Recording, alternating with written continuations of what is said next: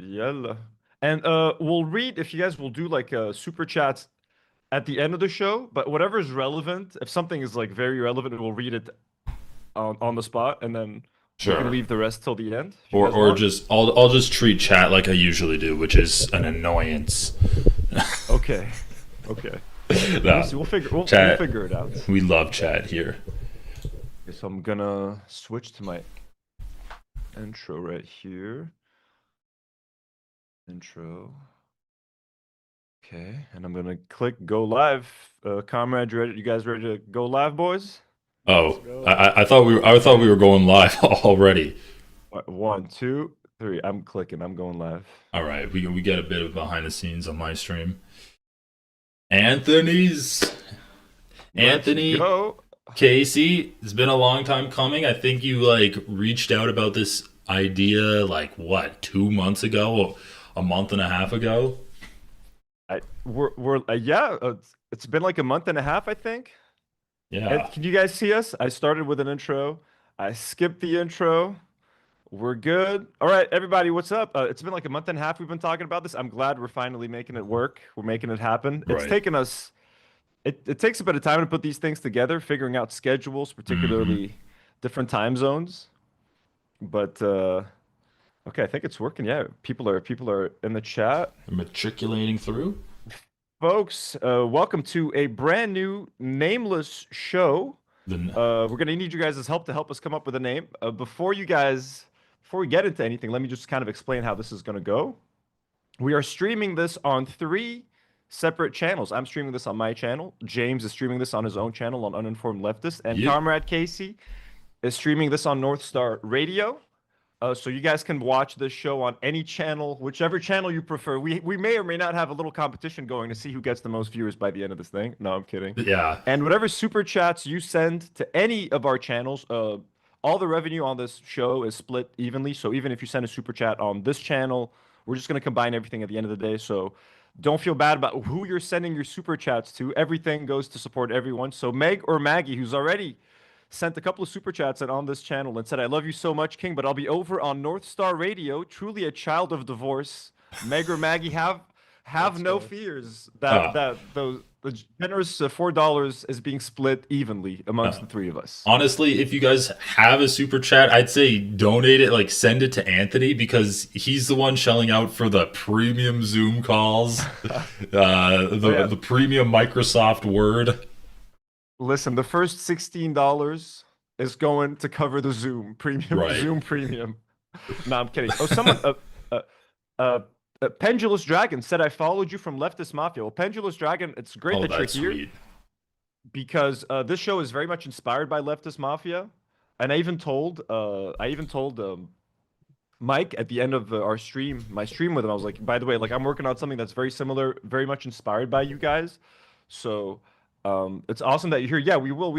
I should link both of their channels in the description of the video. I'll do that in a Oh yeah, second. that's a good idea. Once we're done, like we're gonna figure this whole thing out. We need your guys' help to come up with a name for the channel. We need a whole bunch of help. This is a test So stream for sure. yeah, this is just a test stream. We have a few fun topics on the side. We're literally using Zoom. I looked into StreamYards and I was like, it was like $80 a month. I was like, nope, we're not doing that yet. So we have a few fun topics listed to talk about, including some Bondi attack stuff in Sydney, Australia. Some of the Frogan stuff of her going viral. Some AI stuff, Quentin Tarantino, a little bit of Ethan Klein, just to make sure A little bit of uh, stuff.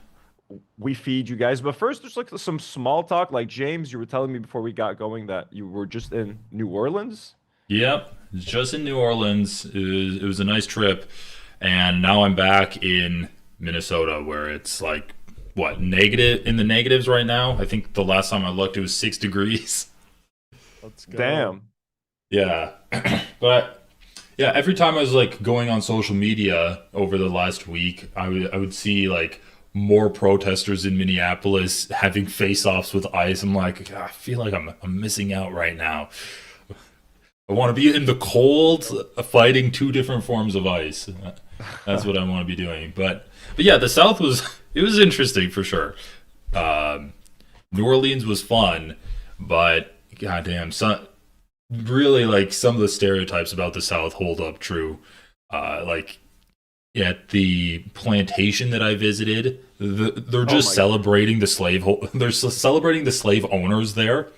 Like you look up the Wikipedia article and it's like after the war this guy became the largest slave owner in the Louisiana Purchase. Then you go to the house and it's like this guy was a war hero. He was great. He did this and this and this. It's he was a good slave owner. like there's So literally it's like, peacocks roaming the yard of this old plantation. It's like I don't know if this is the best way to remember the atrocities that occurred here. yeah, I'm kind of shocked. Like when you, like, just like when you saying like, I visited this plantation. Like, are those like touristic destinations now? Yeah, Like old they plantations? make you walk through a gift shop on your way out. Oh my God. Like you can pay to do a tour of the inside of the house. We didn't do that. We just toured the garden. But yeah, they're like exit this way. You walk through. They're like also the crazy thing about it is they named the plantation after the people that they colonized from the land. They ethnically cleansed from the land. It's called the Humas House, and it's like the Humas people that they enslaved and stole their land from. So it's like, yeah, okay, That's terrible. Oh my God. yeah, yeah, it's You went crazy. to you went to a gun range as well. I have some pictures here. Oh yeah, if you want to throw up some of those pictures, I just the gun range was hilarious. The guy that we got to show us how to shoot guns, he's like, he when he found out we were from Minnesota, he's like, oh, Minnesota, it's a good place. I love going there, but the Somalis they took it over too much. I'm like, oh my god. And there's all of these guys with guns around too. As soon as we get into the gun range, we're like, let's practice good gun etiquette. And, you're not supposed to aim a gun at anything you don't want to shoot. As soon as we Yeah. get in, there's a guy like practicing aiming a gun, just like waving it around. Like, is this a good place? But it was fun. Yeah. And I then love all the Trump memorabilia. the Trump memorabilia was insane, especially because on their website, they're like, they didn't have to include it, but they specifically included a disclaimer saying they don't endorse any political candidates. Then you get in, you have all of this. Uh, uh, There's a gun with Trump writing an executive order. I just noticed Yeah. the Trump art on the gun Yo. itself. It's so Holy like shit. that gun's sick. That gun. I'm like, Oh. fuck. If I was gonna buy a gun, I'd buy that gun. $686 for that gun. Not bad. Holy shit. It's really so not that's bad. so that's what the guy meant when he's like, no politics in here. No, yeah, no politics. No politics here. While Shout out while to they're Chris playing Kunzler and Isaac. newsbacks. Shout out to our boys Chris Kunzler and Isaac, friends of the show. Yeah, for sure. That's a dope looking gun. Like when I went to LA, I also went to a gun range. Yeah, I feel it's like the quintessential American activity going It- to a gun it range. is. Like I don't know, man. It's the most American thing you could do. Here we go. Stop sharing. So because we're still getting used to. By the way, we're gonna try to leave. For the most part, we're trying to figure out if we should read super chats during the live stream or at the end of the live stream. For the most part, we're gonna try to keep it maybe at we the could do like between sections or something if we're on a certain between topic. sections. But I just want to give a shout out to Jim D. Dukers, who's just sent in two massive super chats. He sent us $20 and says howdy to all three of you from the Do Not Worry Mayor. Jim is the Do Not Worry community's mayor, we like to call him. Okay. So Jim, welcome. Thank you for the generous $20 dono, Jim. Means a lot. And he sent another $10 dono saying hello to the Minnesota boys. I'm here in Wisconsin on the Lebanese stream. Ooh. Yeah, it's pretty. How did I always? It's always shocking to me how you guys found the stream. How I have people like Jim here randomly watching this Lebanese dude chilling in Lebanon, and That's we have so good. Marina, our moderator and hardworking nurse, says I got to go work, but I'm glad I got a morning surprise. Well, Marina, you're welcome. Enjoy your work. Thank you guys so much for being here. We're gonna try to like. I think as the show goes on, we'll try to do the second half of the show or the other half again inspired by Leftist Mafia. We'll try to read your super chats at the end of the Yeah. stream. We'll try to figure it out. We need to make how much money to make our money back from this per month? $16. We need to make $16 a month to cover the Zoom. And Yeah. if I pay for Zoom yearly, if I pay for the yearly subscription, it's actually $13 a month There for we Zoom go. Premium. So even more savings. Nice. Even more savings. That's easy. Um, it's nice to have you guys here. No, and it's 6 a.m. by the way. For those of you wondering, it's 10 p.m. It's 10:30 in the U.S. Central Time where these boys are at. It is 6 a.m. here in Lebanon, so I had to wake up nice and early. So the hat, again, I still need to get a haircut, but this is just bad hair right now, Yeah. middle of the night hair. So, um, Dang. okay, It's like time travel. let's start with do you guys want to get into some of the topics real quick? Let's get into some into 'em. racist tweets.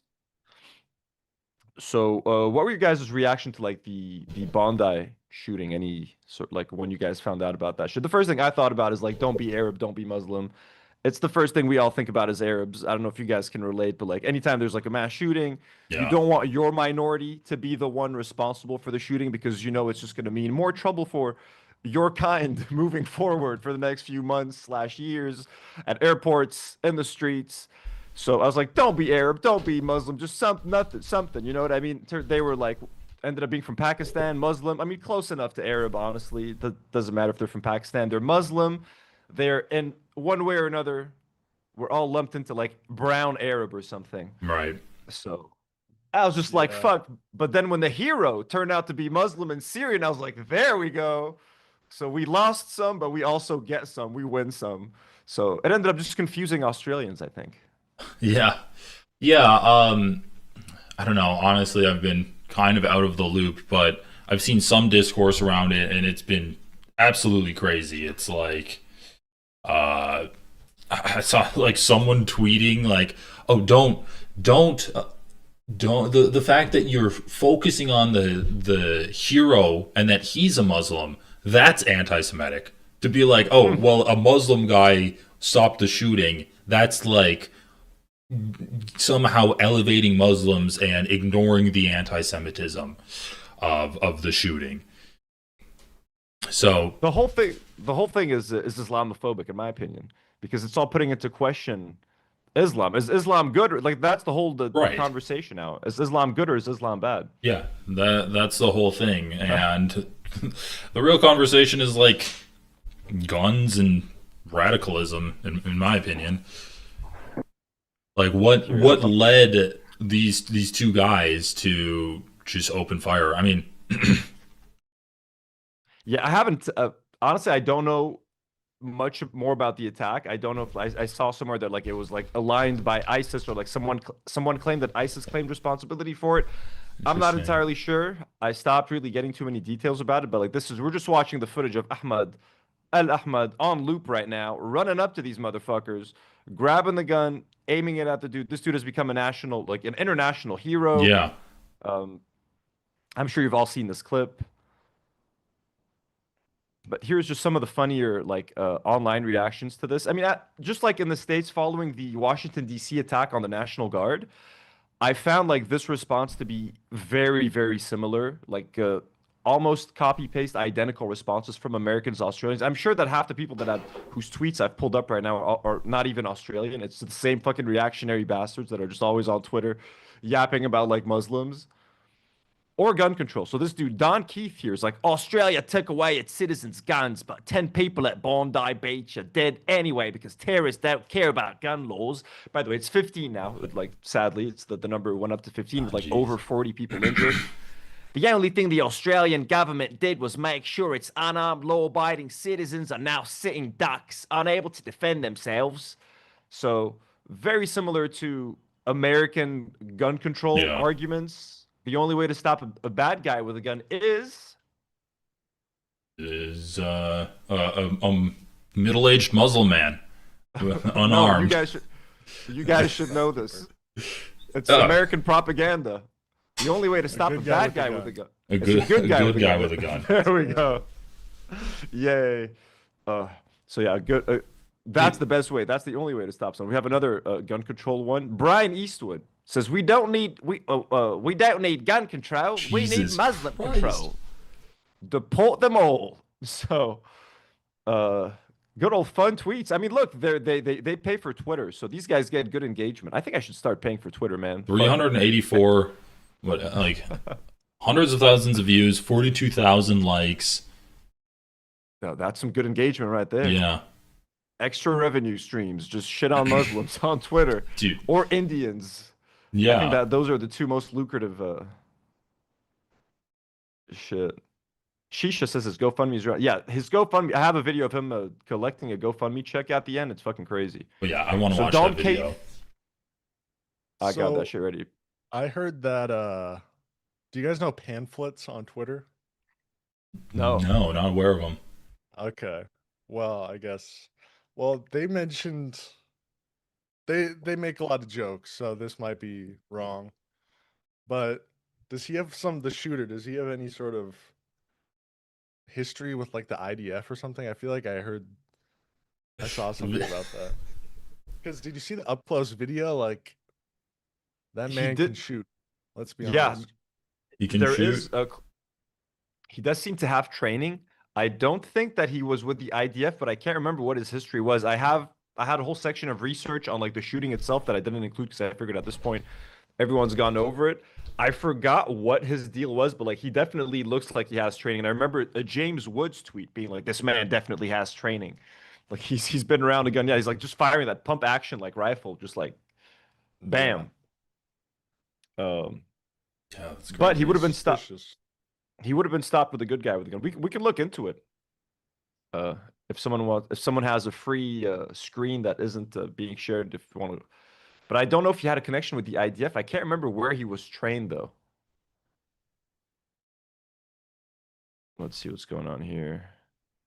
Oh, so this is a react. I found this tweet very funny. This is a reaction to Ahmad's video rescuing the people, and like this person can't seem they're like struggling to understand how a Muslim was able to do that. They're like, God put him there. That's a hero. I understand he's a Muslim. However, he knew right from wrong. Many prayers for his recovery and all of those victims. So like this guy's like, okay, I get that he's a Muslim, granted, but this Muslim, at least this Muslim knows right from wrong. Yeah. So he's one of the good ones. Despite And, him being a Muslim, he didn't allow people to get massacred. So I guess he's good. And by the way, I forgot to mention that Ahmad got shot twice. So he's been in the hospital ever since. He's been recovering. Uh, and look, for the most part, he has been getting a lot of well wishes and like a lot of love. I want to say that. Like I figured that maybe the fact that once it was revealed that he was Muslim, they would kind of scale it back. But he's still been getting a lot of love. This I found fucking crazy. So as we mentioned, he's got a GoFundMe, and Meg, good night. Thank you so much for the donos, Meg. She says, sorry, I spent most of my time in North Star Radio's chat, but I'm excited to watch back later. It's okay. Meg will forgive you. Have a Thank you good very night. much. Um, this is funny. So his GoFundMe that was making a lot of money, this person, I mean, they just can't enjoy good things. They have to make things shit. This person says, this is the GoFundMe account for the hero that Muslims worldwide are trying to give us their aha moment with one stark note. Not one Muslim donated. Only Jews and Christians did. And this My person just God. went scrolling through all the names. And by the way, half of these names are anonymous. Yeah, So half who are the fuck anonymous. knows? You can't even know who they are. If they're Muslim, Buddhist, like whatever. He's just like going through. Look at all of these Christians and Jews. Like, I'm sorry, Salashia, Petty Joel, Samara Brown, Anonymous, Pad, P-A-D. Sure, that Christian Pad. Pad is Christian for sure. Look at all these Jews and Christians, like Ben McGuire. Yeah, I don't know about you guys. I feel like anti or Islamophobia has just been so rampant. Really, ever since October 7th, I've been noticing it more. But and maybe it was just a blind spot I had earlier, and I'm just more woke these days. But it's just like, even with the Ethan Klein stuff, how openly Islamophobic he is, literally lumping in all Arabs into the same group and blaming the Arabs invading Israel for the ethnic cleansing of Palestinians. He's like, oh yeah, like we have to have a ethno state because Arabs are bad for Israelis. It's just like lumping them all in together. It's just like so commonplace and acceptable in a lot of discourse online. He literally said that it was the Arabs' fault that the Palestinians moved out of their homes because the Arabs were like, hey, Right. move out of your homes Yeah. because we need to take care of the Jews real quick and defeat them in this battle. we'll get you your homes back when we're done. And then they lost, so then they had to take their homes. They had to take the land. Yeah. Yeah. Um, I mean, it's yeah, fucking crazy. he's so fucking racist.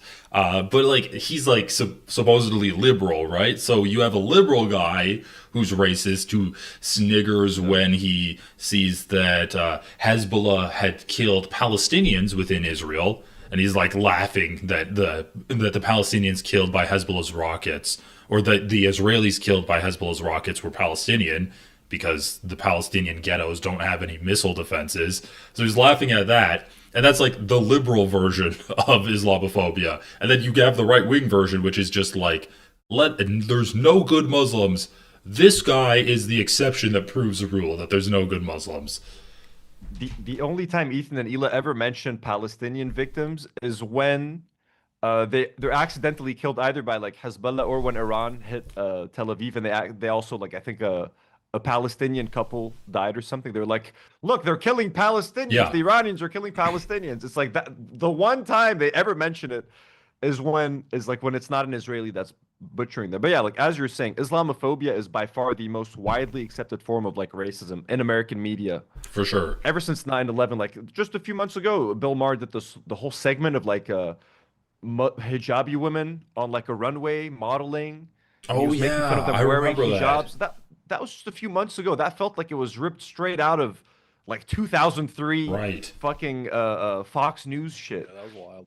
So it's still it's the most like so many examples do have Bill Maher, like just a few years ago when you had like Sam Harris on Bill Maher, and like Ben Affleck was there defending Islam. Like it's the Yeah. most it's the one religion where people feel very comfortable making these vast generalizations, like Hmm. most Muslims do this or most Muslims believe that.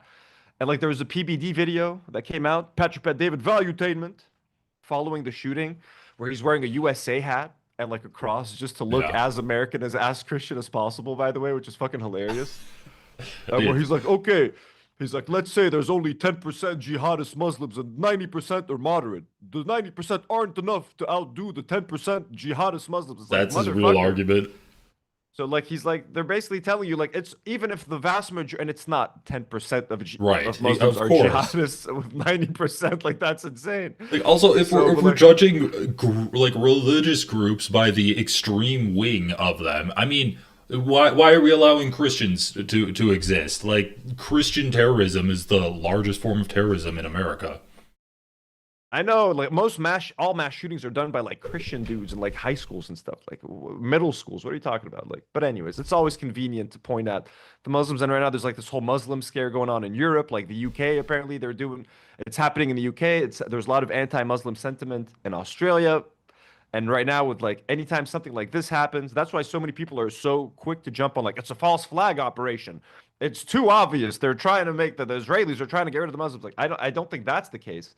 But I mean, these situations don't help because the media just uses them and just focus zeroes in on them. And like you Yeah. see, Islam is the problem, and they ignore the 20 other violent events that happened.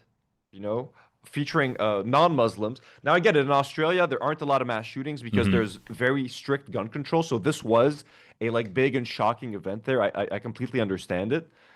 Um, but yeah, to completely generalize and just like a lot of these tweets are doing, uh, it's kind of insane because at the end of the day, at least Ahmad, the Muslim hero, has again confused people a little bit. They're like, Muslims are bad, but it was a Muslim that saved the people. So well, I don't And know he what to didn't have think. a It's gun either.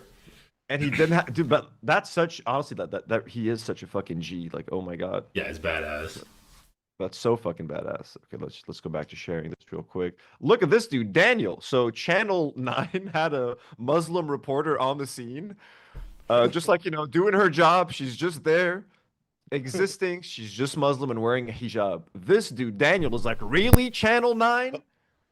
You have a hijabi woman covering a terrorist attack? Like he can't Oh, seem to that's believe why it. he's saying really channel. I thought the news anchor was about to say something racist, and he's like calling her out for it. No, he's like, how dare you have a Muslim person on duty right now, given that the country was just attacked by Islam? Oh my God, dude, look at his little bio that he wrote down. Kicked out of 109 subreddits. What? What are you, a Him? teenager? Are This you like guy? an edgy teenager? Oh my God. Yeah, I just noticed that. That's so funny. Where is he from? Oh, at least he lives in Australia. At least he's from Australia. So Yeah. that's good to know. It would be funny if he's tweeting that from like, Tel Aviv or India. Get out of my country. I mean, once again, like I'm looking at what these shooters about, like some information about the shooters. They're like members of shooting clubs and had 6 guns. The father did. The son had trained at the same shooting club his father was a member of.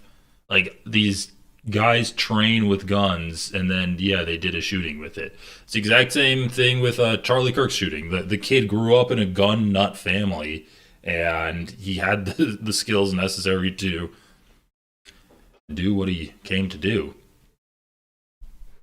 That's crazy. Is there any mention of them being like ISIS affiliated or anyone claiming responsibility for the attack, or they're just two lone, they're act like lone wolves just acting on their own? Mm, it says the according to the Wikipedia article, it says that they had 2 Islamic State flags in their car. So I guess they're like Two Islamic. Okay, assumed to have pledged allegiance to Islamic State. god damn. That's Yeah, some Fed shit for sure. yeah, they planted in It's the there. flags. We also found 2 copies of Mein Kampf with the flags next to the ISIS flags. Yeah. Yeah, anytime someone finds something in a car, like you kind of gotta doubt it. But like, I don't think there's like some big conspiracy happening personally. Like, I usually take these things at face value for the most part. But I wonder what Candace Owens asked. I mean, I only wish Candace Owens would take this case on and let us know Oh, what she thinks. yeah. Avril Amaka, this is a pretty funny tweet. 13 confirmed dead, innocent Australians, all for your Allahu Akbar shit. R words. Jesus. Just to cap it all off, the nice little R words at the end. All for your Allahu Akbar shit. So that's pretty crazy. The level of comfort people are Yeah. saying. What is the claim there? It's like we should just have an ethno state specifically and not let Muslims live in the country. That's what they want. Pretty much, yeah. Ban Muslims, and it Yeah, starts with Muslims. That's how it starts, of and then course. eventually, well, you know what? Too many Africans, too many There's never going to be Somalis. something pure enough. Too many Irish people. Let's go back to like Exactly. 1880s racism.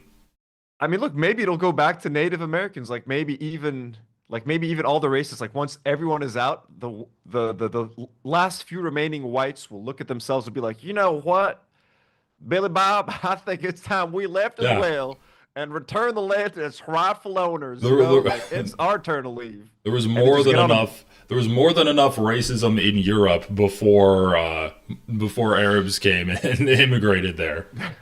they just get on a boat, like in The Lord of the Rings at the end. They Yeah, get on a boat to leave Middle Earth. Like all the remaining whites, it's time for us to leave, Billy Bob. And then they just get on the boat, they leave, and the Native Americans take over Middle Earth again, and that's it. That's what happens. Wall Street Mav, who I think is probably based in. Let's see where this guy's based. Ah, he hit it. You clever little dog. uh, So Wall Street Map says, I'm so sick and tired of Muslims ruining white countries. Just get rid of them already. Nice. this is nasty. Yeah, Kelly J. Keene said, anyone feeling a little more Islamophobic today? Which is not, which is funny. And then this person, Micah, quote tweets her and says, you saw a Muslim get shot twice, disarming a mass shooter, and your takeaway was that all Muslims are bad? So that's pretty funny as well. The Quartering, definitely an American. We know the Quartering, friend of the H3H3 show. He says a dozen unarmed Jewish people were mowed down while celebrating Hanukkah with their families. Not soldiers, not politicians, just civilians. The culprit? Islam. Again. I don't want these people in my country. At some point, it's not just a few bad apples. I can finish her. I can finish her for him. It's the whole lot. That's rotten. Also, the Quartering shares this Libs of TikTok post that said one of the Bondi Beach, Australia terrorists who killed 10 people has been identified as Naveed Akram, the result of mass migration. So the Quartering says, never should have been there. These people are incompatible with society. Close the borders, let them sort themselves out in the sandbox for eternity. Beautiful. So that is the mainstream sentiment. But finally, I love a little heartwarming video. I think it has copyrighted music on there, but it's fine. Here is Ahmad being offered his $2.5 million check from the GoFundMe, which I think is still up. I think the GoFundMe is probably still up. It's probably still gathering money.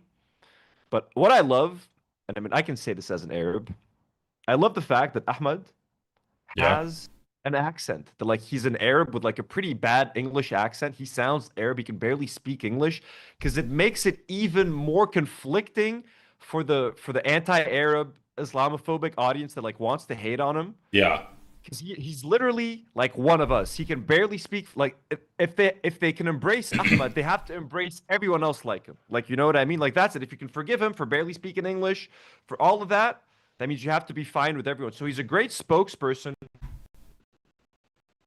for like fresh immigrants, people who maybe have just gone to Australia, have still not fully assimilated, are really bad with the language, they're still struggling to speak English. Like it's fine. He's making it okay, and people are like embracing him. So I just think that I love the fact that he doesn't speak perfect English, that he's not like this perfect representative, like, or you know what I mean? He's a perfect person, of course, but like just the accent itself and the fact that he's still so Arab. I hope what I'm saying makes sense. I love this. So like, listen to him here. No, I love it too. Humble dude, man of the people. It's a pleasure to meet you. Can I give you a hug? Of course, my friend. Love you. Can you guys hear that? Yeah. How are you? It's a pleasure to meet you. Good to see you, my friend. Can I give you a hug? Of course, my friend. Love you. Our boy. You heard that kiss, by the way? The guy went in for a hug. He that's a very Arab thing, by the way. That big Yeah. old juicy kiss. Anytime like Arabs greet each other, we do the 3 kisses on the cheek, like Right. 3 in Europe it's like 1 or 2 kisses. In Lebanon we do the 3 kiss. Now young people do 1 kiss here in Lebanon, but anyways, you hear him, the guy's just going in for a hug. Ahmad just laid in a big ass kiss on that cheek or on that neck. It might be a neck kiss. Can I give you a hug? Of course, my friend. Love you. There you go. You heard that? That's a nice little Arab kiss right there. Thank you for everything. Being an absolute hero. I came here with news of people around the world. 40. I think this music is definitely copyrighted. I can already feel it in my bones. Yeah. We'll mute it. We'll be able to mute it. The later, TikTok don't worry. music. The TikTok music. If only those fuckers used like non-copyright music. 3,000 people. So yeah, he says 43,000 people donated. They raised you $2.5 million. I deserve it. Every penny. What a guy. He's asking, I deserve it? Like, do I deserve it? Of course, Ahmad. You deserve more. You deserve the Yeah. world. my How many guy. times did he get shot? Twice. At least twice. Jesus. Dude, He's this got shot. guy's a unit. Dude's got kids. Like, that's what's also fucking cool. Like, he walked up there knowing that he could lose his life, leave his family Yeah. without a dad, without a provider. And he's like, fuck it. It's like, I deserve it. Of course you deserve it. Don't even ask that silly question, Ahmad. Sweet, sweet man. Want to kiss that bald head of his? $2.5 million. I deserve it. Every penny. If you could say Thank you one- very much. You see, horrible. I love it. He's horrible Yeah. at English. This is great. donated, what would you tell them? Stand to each other, all human being, and forget, put everything back. Dude, I love, he's really like struggling, man. It's so great. Just forget everything bad, guys. Dude, I love this guy. Ahmad, you are my hero. In the back and keep going to save life. Save life. Yeah. When I do save the people, I do it from the heart. Because it was a nice day. Dude, his reason is the most Arab uncle reason ever. It was a nice day. People were walking with their families. I couldn't let them ruin it. It was just a nice sunny day. I love it, dude. Oh. Yeah, this guy's awesome. It was a nice day.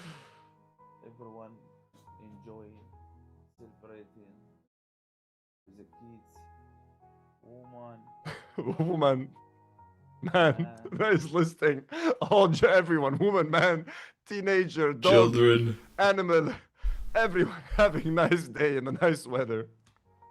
Teenager, all this, everyone was happy, and they deserve to enjoy, and it's them right. This country, best country in the world, the best country in the world. Hey now. You watch your mouth, Ahmed. Australia. You might be a hero, but you remember America now. Okay, you got two American. I mean, okay, I have to include myself. I'm also an American citizen. And Lebanon. Yeah. Okay, don't forget Lebanon. Australia has a huge Lebanese community that has made Australia an elite country. And you're a Syrian yourself. Don't forget, Ahmed, a little bit of pride in your country and in Lebanon, man. Shubek Khayala selling out right away. But we're not gonna stand and keep watching. Enough, it's enough. God protect us, like. He's patriotic. He is. Now, he's the greatest. He's the best of us. For sure. What a man. So guys, Tell us. What's I up? think you got to ask the question: What is the question? would you do it? Would you jump in front of the bullets? That's the one thing Jump in every front of the young bullets. man always thinks about. Yeah. Yeah. Like I was in that gun shop, and it's all about paranoia. That's what it's all about. It's all about, like, the guy comes up, he's like, all right, he lays 3 guns on the table. He's like, this is a big one. If you like big gun, he's like, points to me. He's like, you're a big guy, you can carry the big gun. He's like, this one's little. If you want a concealed carry, you might want this medium sized one. That he points. He's like, oh, you're a small guy. You need these concealed carry ones so they don't see it. You see me? And I'm like, okay. He's like, I have a gun right here. He lifts up his shirt. Oh my God. It's all about just paranoia, scaring people into getting guns. Then you get this guy, and he just like runs up, takes a gun out of the guy's hand. It's like, oh man. I would love to say yes, Yeah. Like but I don't think so. all of these people want to be heroes. Like all of these people with guns, they're like, I can't wait for a shooter to come. I'm gonna be a hero. And where are they? They're on Twitter, posting Islamophobic shit, be like, kick all Muslims out. That's what they're doing. In terms of running after a gunman and trying to take them down, I don't know, man. It's a tough one. Like that is probably the best way to disarm a gunman. Just like tackle them, right? But Yep. From behind, yeah, like unexpectedly. and there were 2 shooters too. Yeah.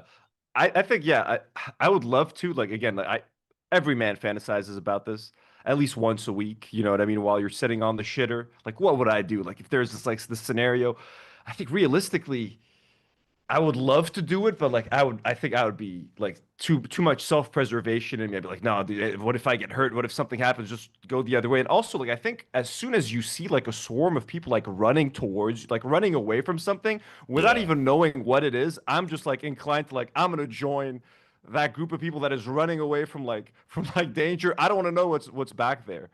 Like, so if I see like a mass of people just running in fear, I don't think my first instinct is I'd be like, let me go the opposite direction and see what's going on. I think That's what makes- proximity is an important thing too, because if it's like, imagine if you're in a school or something and the shooter walks right past your door, like you have the opportunity there, you're close in proximity. That's like a fight or flight situation. But if you're like, I don't know, in a park on the other end of the park, yeah, would you like run towards the shooter at that Yeah. point? That's a different story. I'll be out of there. But like also, yeah, all these people that say like if I had a gun, like like if you see the chaos, like there's a clip of like people running around the beach. Can you imagine the chaos of like you just hear gunshots and like some good guy with a gun busts out his gun and tries to like Yeah. it's just gonna make the situation worse. Like more people with guns in this situation, I feel like would make it completely chaotic. Yeah, for So- sure. Yeah, sometimes that could be completely nuts. Well, what do you got? And what do you got, Casey? What's your answer for that? For what? For would you take out the gunman? You got some ninja stars or something? Well, for one, I probably wouldn't have a gun. I don't carry a gun. Yeah. I do have a BB gun though, so you know Right that's between the something. eyes. Yeah, but you know the best. So yes, the short answer, I've thought of it, and I would like to do it. Yeah. Long answer,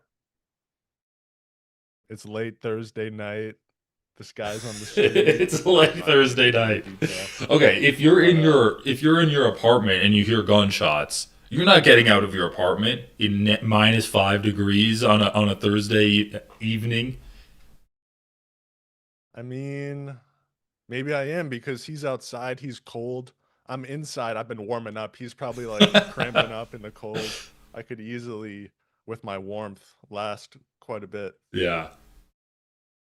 Maybe if it's But like a lot of gunshots, but if it's like one gunshot, I'm like, I'm gonna pretend I didn't hear that. yeah, I mean, you can tell. Sometimes it's like a happy or it's a real situation, you know? Oh, yeah. Sometimes it's the happy gunshots The happy gunshots. out the window. So I'm Have just you guys opening up ever been like links. running from a crowd? Like you see people running and then you just start running? Yeah. I'm trying to think if I've seen kind of at protests in Lebanon, or like when we've been to protests, specifically the 2019 Yeah. era. When you Yeah. see a crowd running, I would usually assume, okay, like someone's either thrown like a gas canister, or like the police are beating the fuck out of like Oh, yeah. people in that area. So it's smart for me to like run away. So yeah, I've been in Yeah. situations where I've seen crowds of people running away, but it's usually been running away from cops at Hmm. protests. So I do usually tend to join them because I don't want to get a baton to the face or inhale a bunch of fucking gas Yeah. donated by the French government, by the way. The French government is who sends our riot Oh, police like Really? riot gas and shit. a Yeah. fun fact. Mm-hmm. Classic. So I'm just opening up some links for the next topic, which is Frogan. Yeah. Just setting it up. Anthony, check out the last link in the Discord that I sent too. Um, Okay. because we were talking about like, oh, the guy's such a stereotypical Muslim uncle. Uh, how can anyone hate Muslims after getting to know this guy? And I think we might have found the one person who has threaded the needle and is able to still maintain his hatred. But I don't know. I haven't seen this clip. I just read the title of it. Let me get it in 1 second. All right. There's a lot of links for this one. Okay. Let me switch to my camera real quick, because if I open Discord. So you sent me a link. Ooh, Dave Rubin? Yeah. That fucker. Okay. And let me put this over here. Let's start with Dave Rubin then. Let me put, oops. Sorry.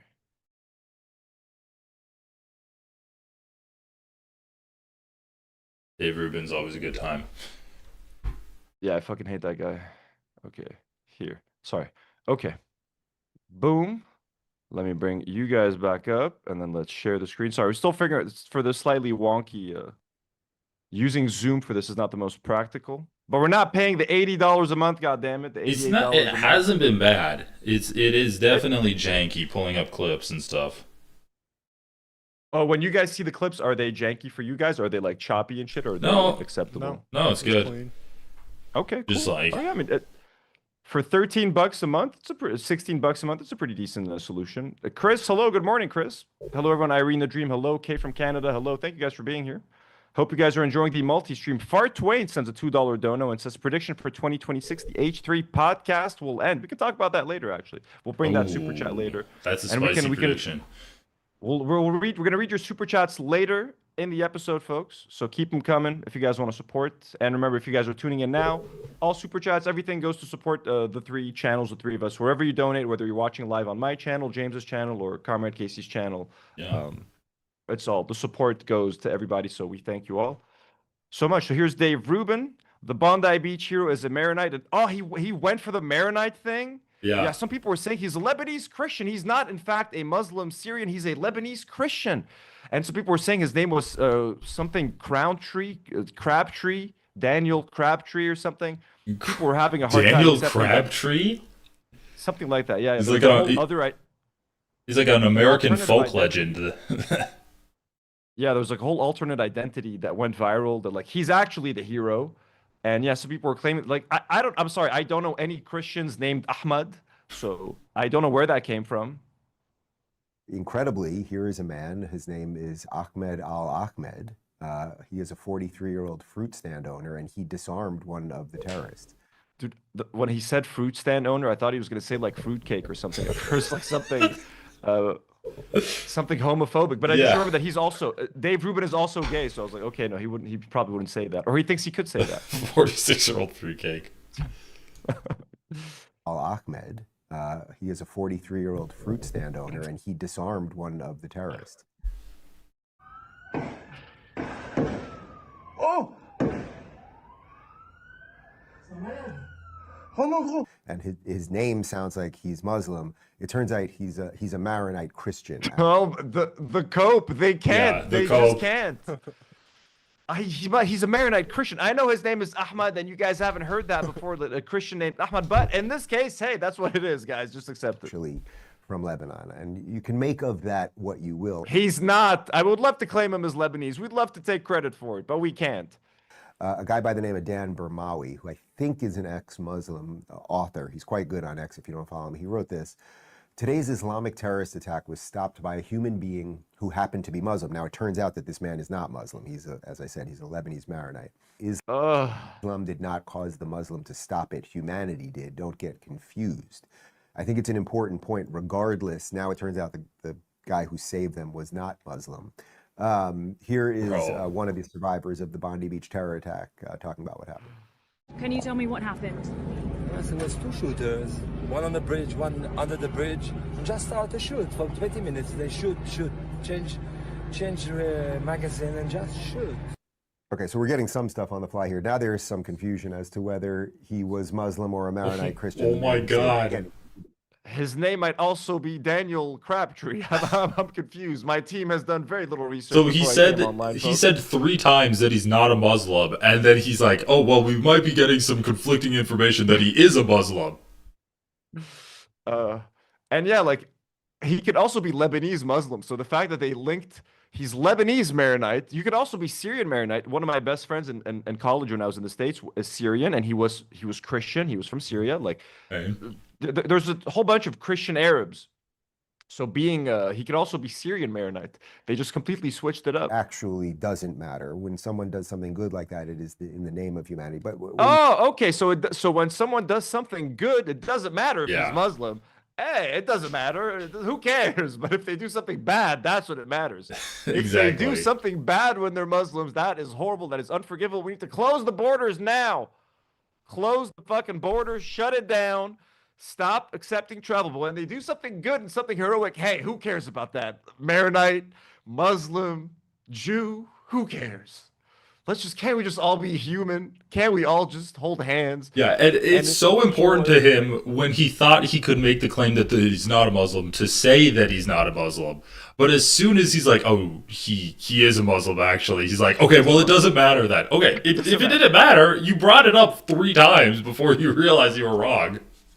Who cares? You know, Muslim, Christian, it's all good. Okay. Goddamn, Dave Rubin, he's so funny. The legend. Okay, moving on from Dave Rubin, there's another topic that we want to talk about real quick, which is Frogan controversy. Yeah. So do you want to give a quick rundown, like some background information on this? Because is there any lead up to this, or did this clip go viral by No. itself? Or is there any It's went preceding viral, drama? No, the only preceding drama is that Frogan is being sued by Ethan. Right. Her live streams are notoriously screen recorded by like people that just want to harass her. So like Frogan, when she's done with a stream, you usually can't find the VOD. She doesn't leave them up, and she doesn't allow, I think, for clipping. So what people do is they hate screen watch her record it. streams. They just screen record the whole thing, waiting for her to say anything that they can use against her. So can you already imagine streaming under those circumstances? And that's happened to me. Like I keep my VODs up and stuff, but like I've literally had people from like the H3 community literally just watching my show to wait for me to say something that they can instantly put on Reddit, and then I start getting harassed right away. So she did nothing. There was no build up to this. It's literally someone screen recording out of hatred. They're like hate watching her, screen recording, and then they found this clip that they could use, and then they went viral. Jeez, I didn't realize that she didn't keep her VODs up. Yeah. I think that one of the reasons is just like harassment and stuff. Yeah. So she was just on stream, I guess, and she got a call from Capri, who used to be her co-host on Arabs. It was Capri, Raf, and her. The three of them were together on the Hummus Twitch panel, Yeah. the infamous Habibi Pass panel, etc. Classic. So he was just talking to her and was like, "Hey, like, they were talking about money and stuff." He was like, "I mean, why are you asking for subs?" Like, he was just kind of joking around with her, but then like it Yeah. kind of hit a nerve at some point. She got emotional about just the stress of the lawsuit and like Twitch streaming and Yeah, like for people sure. harassing her all the time. So she started crying. She kind of broke down on stream. Um, we can watch the clip if you guys want, just for a little bit of context. Let me like I don't know if I feel comfortable watching it because I don't want to watch Rogan like being upset and stuff. And like I know people have been using this to like harass her, but she's come back and she's responded to it. So I guess for the sake of context, we can look at it quickly. But You can watch review a this bit quick. of it, but yeah, I don't think we need to like watch the whole thing Yeah, just a little bit of it real and quick. see some of the It's a tough reactions. watch. I haven't seen it. And Twitch streaming sucks. And Twitch streaming sucks. I fucking hate it. It's been bad for a few months. Yeah, but just have fun with it. Like if you have fun with it, it doesn't matter. Forget about the money. Just have fun. It's my job though. I have to focus on the fucking money. I know Yeah. you do, but that's unfortunately like you can't control the money. You can only control the content. You know. So I mean, Yeah. there's also a longer clip, but I mean, it's pretty sad. It's not nice to see anyone being emotional over something like this, and particularly, especially when we understand why she's emotional. It's not people are just making that she's just being lazy. She doesn't want to get a real job. She just wants to make money for streaming, and like without actually working. It's not that, dude. You guys have to imagine having a multimillionaire who is suing you for damages of upwards of $150,000, the stress that that creates, all of the harassment, even without the lawsuit. Frogan was getting nonstop harassment on Twitter, any social media platform, because of some of the comments she's made before that have gone viral that people keep bringing back up, like the military and the PTSD thing. Like, there's a few things that people always bring up. So if anytime Frogan puts out a tweet, she gets dogpiled. Anytime she posts anything, she gets dogpiled. Anytime she shares a link to one of her streams or something, people will hate watch just to get her in trouble or just to leave a mean comment. When I was in the States, when I was visiting Los Angeles, and like her, Capri, and Raf were like nice enough to show me around and like really show me a very nice time. Those guys were awesome when I was there. Yeah, I that's asked cool. like, why don't you do IRL streams from time to time to mix up your content or like as a nice little thing? She was like, it's too dangerous for me to IRL stream because whoever's watching might want to come and like harass me because she gets harassed all the time and stuff. She's like, it's not safe for me to walk around and basically broadcast my location live.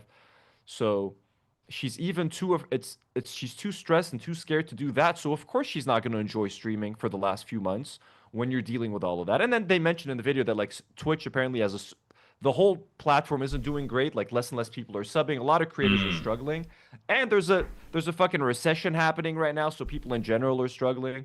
So it's a multitude of factors. You know what I mean? And it's a lot of people making assumptions that Frogan doesn't work or doesn't do anything in the background. I remember when I was hanging out with them in Los Angeles, Frogan explicitly said she's even tweeted about looking for a job a few months ago. I remember that she's like, "Hey, I'm kind of looking for work in LA or something like that." So like, it's not like she's out there against working, against having a job and streaming on the side. She's just Yeah. she just opened up live on stream talking to a friend about some of her struggles recently. And yeah, I would hate streaming as well if I were going through half of what Frogan is going through in terms of harassment and a lawsuit and all that fucking stress and the stress that that brings along. How could you enjoy streaming? So Right. So what have the reactions been like? Like obviously just making fun of her. no sympathy at all. No, the exact reactions you would expect. So this is Ethan Klein who shared that clip on his Instagram stories, and who had to make this about Hassan right away. He said, "I've been Oh, paying right, my of mods for course. years." By the way, And, right away makes it about Hassan. And Hassan is the reason he's suing her too. Exactly. Exactly. So instantly makes this about Hassan. Ostenox had a very nice like response to this. He's like, Ethan trying to sue her into bankruptcy for reacting to his video about her and then acting like it's Hassan's fault she's stressed about money. 2016 Ethan Klein would hate you. So yeah, that's classic Ethan right now. He's the reason that she's stressed financially. He's the reason that she's got the lawsuit and she's getting all of this extra harassment that she wasn't getting before. And then instead of thinking about it that way, Ethan automatically, well, why doesn't Hassan just help her? You know what would actually help Ethan? Not suing her, not having a lawsuit. Right.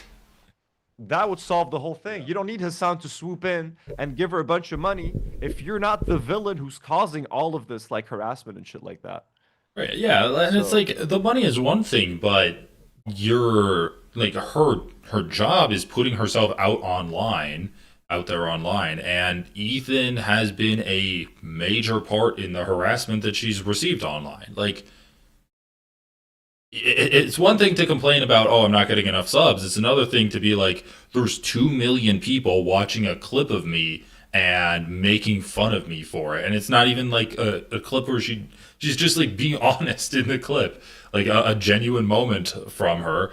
And people are just being ruthless, like ruthless and bullying online. There's nothing she can say or do to garner any sort of empathy, like No. at least from a certain portion of the audience. Let me how do I make this tiny again? How do I go back to the? What if I X this? Oh my god, let's risk this. Do I X this? Whoa, what are you No. looking for? How to go back to the original post? To the share screen. Oh, there we go. Oh no, just click on it. Very nice. But then you guys have disappeared. I can't see you boys anymore. Hmm. Okay, here's what I'm gonna do. 1 second. Still work. Oh yeah, the pin thing. Okay. Yeah, here. We back, boys. We back in business. So this is Asmongold then response to this. So like just to show you how ruthless the response has been. So Yeet shares out the clip of her talking about it. Then Asmongold, whose community doxed me by the way yesterday. Apparently my address is up online somewhere. Jesus. Yeah, it's pretty fucked up. Dude. Don't get involved with Asmongold. So Asmongold says, only in America can an overweight woman with brand new nails cry about not having money and then complain. Yeah, they have to. It's completely ruthless. And then complain that her job sucks. And they mentioned that the nails thing, by the way, is going to come up a lot. People mentioning her nails, which is insane. So only a woman with brand new nails can cry about not having money and then complain that her job sucks because she has to watch YouTube videos. Next, she's going to tell us she got PTSD from reading mean comments, should have joined the military instead. And then he goes on to like link the clip of her talking about the military, just to, like remind people like, by the way, Frogan is hated because of this clip, like just rage baiting constantly. Yeah. This guy, for example, says, hey, Frogan, I got a message for you. Since you hate streaming so much, do what most of us adults do every day and work. There's no shame in cleaning toilets. I would know. I did it for 3 years. Then worked as an optical technician at Costco for another 3 years making glasses. You're privileged as fuck to think anyone should be paying your rent, which, I mean, again, was not the point she was trying to make. But that's what people are going to make this about. She's anti-work. She doesn't want to work. And she just wants people to hand her rent money. But she did get some defense hates. Vadim says we got to get Vadim on this show too. Yeah, we should get Vadim on the show for. Oh, by the way, totally down. We forgot to tell people that moving forward, we're going to want to have guests every week. So once we're doing, we'll get into that after this topic. We'll talk about the guests and we'll talk about the name of the show. Remind me to talk about that once we move past this topic. So Vadim says, in the future, we'll all take turns being sued by psychotic asshole millionaires. Then criticized by brain-damaged Nazi sympathizing incel roach fuckers when we eventually break down as 13-year-old edgelords, MAGA dorks, and bots cheer them on. Right. Rinse and repeat. Yeah, and he's sharing like the Asmongold thing. Yeah, it's just kind of crazy, like the lack of empathy that people are having. It's just kind of insane. So then, here's the crazy part. So the fact that so many people started commenting on Frogan, like how she spends her money. Like, why are you crying about money if you have fake eyelashes on? And why are you crying about money if you talk about ordering DoorDash? And why are you crying about nails? Money if you have these fancy nails? So she literally had to go online and start being like, I don't have lash extensions. They're strip lashes. 10 reusable pairs for $10 on Amazon. Don't try to come for me when you don't know what the fuck you're talking about. and this person was talking about her lashes. So Lydia Kravitz, okay, and I've blocked this person because they've probably harassed me somewhere on Twitter. They're like, okay, what about the lashes? Do you have a friend who provides that expensive service for free as well? Like people Oh are my god. talking about things that has nothing to do with that have nothing to do with them. Who gives a shit if she pays $100 for eyelashes? She wants to do it once a week, once a month. Like who gives a fuck? This is fucking insane. It's like the Hassan house from 3 or 4 years ago. Oh, Hassan bought a house. Now it's devolved to Frogan bought eyelashes. She bought eyelashes. She bought eyelashes. She's wasting her money. She bought eyelashes. She watched Ethan's content nuke. She stole the content nuke, and now she's buying eyelashes. She needs to take accountability. She fucked around. Now she's gonna find out. Like that's the and look at her now. She's talking about so whoever tweeted the original tweet deleted it, but like she's like, I haven't gotten lip filler since 2022, and I use the Elf Brow lamination gel for $9. She's now justifying whether or not she gets lip filler and what brand she's using, which is also insane. Like you should not have to do that. Yeah. It's like someone, like I was pointing it out, it's like someone saying like, why do you own a Lord of the Rings box set?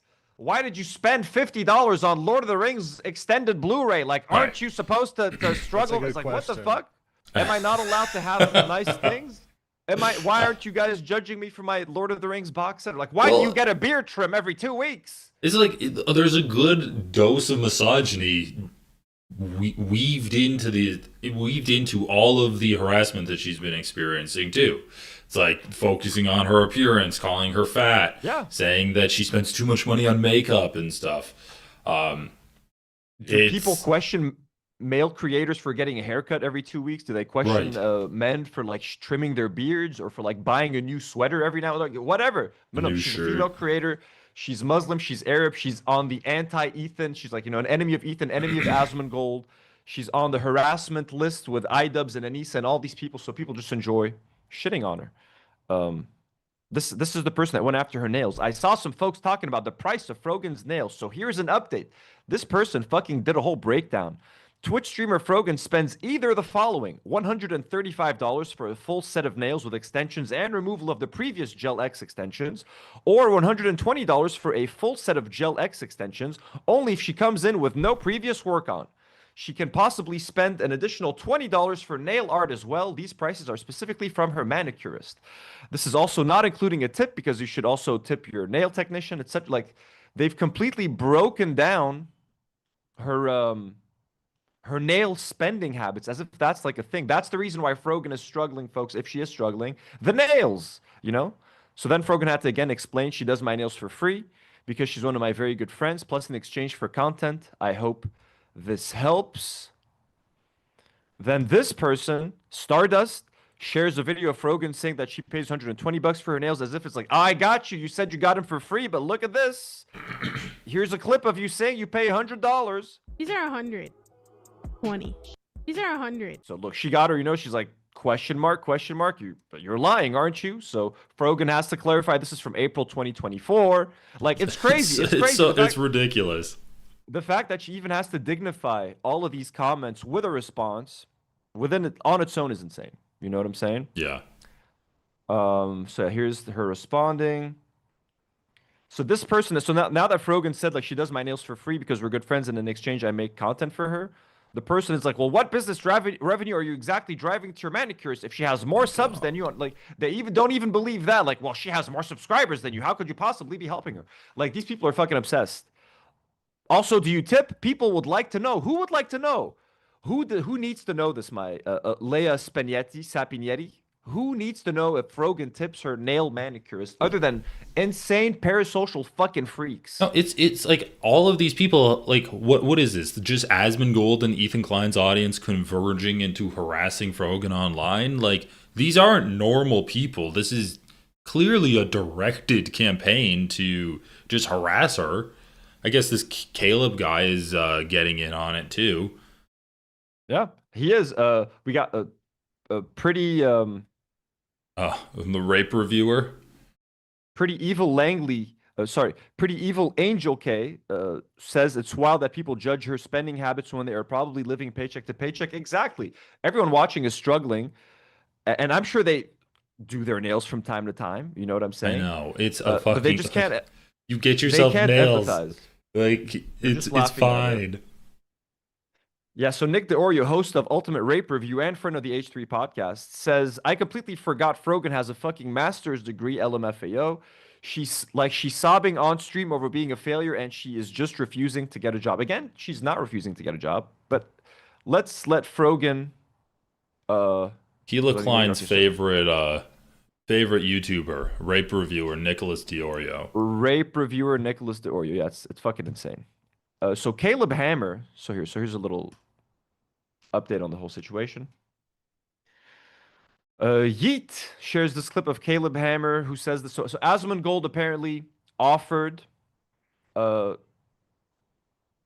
Hammer offered Frogan $10,000 to go. So Asmongold offered her 10K to go on Caleb Hammer's show or something. Or he'll give her 5K personally. So then Caleb Hammer, offers to match his goal. Sorry, let me. If you hear this, let's just. I'm just gonna go check on my cats. I think I heard them meowing loudly. Okay. I mean, there's no way she's good with her finances, so I don't think she could accept that deal. Mr. Gold, if you hear this, let's just make it $10 for her to come on the show, and I'll match that 10,000 to come on the show to charity of her choice, and I'll match that. And then anyone else that wants to contribute to the pile, feel free. What's next in the Frogan lore? This guy's vibes are fucked up. Oh my god, he just goes on there and calls her broke and makes her cry. He's like, what's wrong? She should move. Which I will do. Oh, happily. The breakdown is going to be great. She's not going to come on. No. There's no way. $20,000 to the charity of your choice sounds pretty awesome. It does. I don't think she gives a fuck though. No, she doesn't. She's charity wise. People if this was 20,000 personally, I think she'd consider it. Sure. But I don't. Sorry, too loud. Did I miss anything exciting? They were just laughing about how they were going to break Frogan and make her burst into tears on their show. Oh, that's what they're saying? Yeah. Make her cry on the show? Yeah, they are salivating over the idea of making her break down in tears. You see, that's insane. And that he expects someone to to gracefully accept his invitation. No, she doesn't. She's charity wise. People if this was 20,000 personally, I think she'd consider it. Sure. But I don't. People like this that are performative activists, they don't actually give a fuck. No. They just want to sit there and milk and feel good and get their support based on what they advocate for. It's so stupid. Okay, well, I'll amend my offer. Asman can do whatever he wants with his 10. I'll donate. I'll match that donation, 10,000 to a charity of your choice, or you can choose, and it has to be publicly disclosed, or 5,000 hours cash to you. Whoa. Okay. And it has to be publicly disclosed. So he just wants, again, to be like, her to say, I took money from these people. Like, what a fucking piece of shit. So you choose 10,000 to charity or 5,000 to you. Let's find out. And making her do the choice, like, choose, do you want to help charity for $10,000 or help yourself selfishly for $5,000? And making it a choice, like, if you refuse to come on my show, that means you refuse to help charity and you're not trying to support charity. Like, if only you had come on my show, that would have been an automatic. Then just fucking donate the $10,000. Don't use someone as a hostage to come on your show as a condition to give $10,000. Just fucking donate the $10,000 if you're so fucking generous. I know. He's like saying that Frogan's being selfish by not by like, oh, she take the 5,000 and not let the 10,000 go to charity. It's like you could just give the 10K up. This is an investment for you, because how much money are you gonna make by like the millions of views that you're gonna, like, he's salivating over all of the views. Oh, I'm gonna break Frogan. But yeah, this is dystopian as fuck. We're gonna bring this person on to just ridicule them, and that's just so that they can have some kind of, I don't know, $5,000 in their, like, what does Frogan get to gain out of this? Nothing. And I don't know much about this podcast, but I did see like one clip of them previously where they were making fun of Anissa and iDubbbz, like selling their home and like losing money on their home or something. So this guy just seems like a douche, to be honest. But Frogan put out a pretty good response, which we're gonna read right now. We gotta get Frogan on here too. Yeah, hell yeah. We should definitely get Frogan on. Yeah, all of the clips of that Caleb guy I've seen have just been him like relishing in making women on his show cry by insulting them. And like, that's what his show is. I think it's like incel bait, and he's been pandering to that audience as well. So, yeah, this is the next step in his evolution of more right-wing content creation. Honestly, it's a lucrative audience debate when they go for these people. Yeah. So Frogan says in response, I don't need a YouTube financial advisor to try to degrade me for content since that's what's popular. Let me clear a few things up. I wasn't crying to my audience for money. I had a normal reaction to what a friend said when they called in. People sit in my chat and screen record the entire thing. Clipping is turned off on my channel solely to hate watch and post clips out of context. And I'm allowed to have feelings about my own life with the community that I've built. I have loved streaming for years, and I wouldn't be doing it still if there weren't so many positives. But after being harassed, targeted, and dogpiled across every space of the internet for over 2 years now, I think my attitude towards streaming should be expected. Ultimately, at the end of the day, it is my primary source of income, and I have to show up regardless of how I feel. I make no ad revenue anymore, and haven't for over a year because Twitch took it away from me when I was wrongfully banned. That's ever since the Twitch panel. It was a huge part of my income, and now I solely rely on subscribers in terms of Twitch, which is more unpredictable. So here's a direct example of how Ethan Klein, by bitching about fake anti-Semitism in this case, when he was imagining that the Habibi tier list was anti-Semitic, he got the Arabs banned from Twitch, and now this has affected them. They've all lost their ad revenue. Like, that is a real life impact that he's had on these people financially, and that's something that he celebrates, and that's something that was a goal of his. I'm actively working on diversifying my content across different platforms and shifting my talents to behind-the-scenes production work for other content creators so I can have more revenue streams. If I am suddenly not getting the subscribers I have been getting for years, on top of no ad revenue, I am obviously going to struggle. The platform has also been seeing a steady decline of spending, and many other long-term full-time streamers are feeling it as well, especially in the last few months. I am not struggling due to poor budgeting or frivolous spending. Money is tight in a lot of industries right now. So no, I will not be coming onto your show. I have seen your content and it doesn't align with what I'm experiencing. Sorry. As a fellow content creator, I hope you understand how the complexities of this career path can affect someone's financial situation and how it has no place to be discussed on your show. But please don't stop yourself from donating to charity on my behalf. That's a great line. With a heart at the end. And then Caleb responds to that and says, try to degrade me. I've clearly noted that I will not talk about anything you don't want to. Saying stream income has no place on my show, yet I've had higher earning streamers on the show. I legit wish you nothing but the best, but I wish we could have had a genuine chat. I mean, yeah, it's kind of hard to believe you. Go back to the video when he was laughing about making her cry. Yeah, I missed that part. Like, what the fuck? She could accept that deal. Mr. Gold, if you hear this, let's just make it $10. Also, Mr. Gold, dude, get his dick out of your mouth. Mr. Gold. It's a fucking roach streamer. He calls him Mr. Gold. No one wants to upset his audience, dude. Everyone wants to get the fucking Gold. Get his audience. Get the fucking middle school broccoli cut haircut off your head. Come on, act your age. That's drinking the gamer sups. Oh, I just noticed that too. Oh my god. And then anyone else that wants to contribute to the pile, feel free. Feel free. What's next in the Frogan lore? You don't know what you did. Oh my god, he just goes on there and calls her broke and makes her cry. What's wrong? She should move. Which I will do. Oh. Happily. The breakdown is going to be great. She's not going to come on. No. There's no way. Yeah. Like, 20,000 hours to the charity of your choice. Sounds pretty awesome. It does. Laughing about making her cry, looking forward to breaking her down. The breakdown is gonna be great. Oh, I wonder why she didn't want to come. What do you mean we're gonna degrade you? What do you mean? I wanted to have a genuine, heartfelt conversation with you. I'm disappointed. About financial literacy. Come on, Fro. Yeah, you fucking douche. This guy's a fucking douchebag. So I'm glad she's not going there. There was a pretty good response from Frogan, in my opinion. Yeah, I mean, I wouldn't have responded, but that was a good response. Pretty good way to like get rid of that guy. So that's that topic. Anyone have anything to add about the Frogan drama, Comrade Casey? Well, I'll just say, not to go behind the curtain a bit too much, but North Star Radio had a booming summer.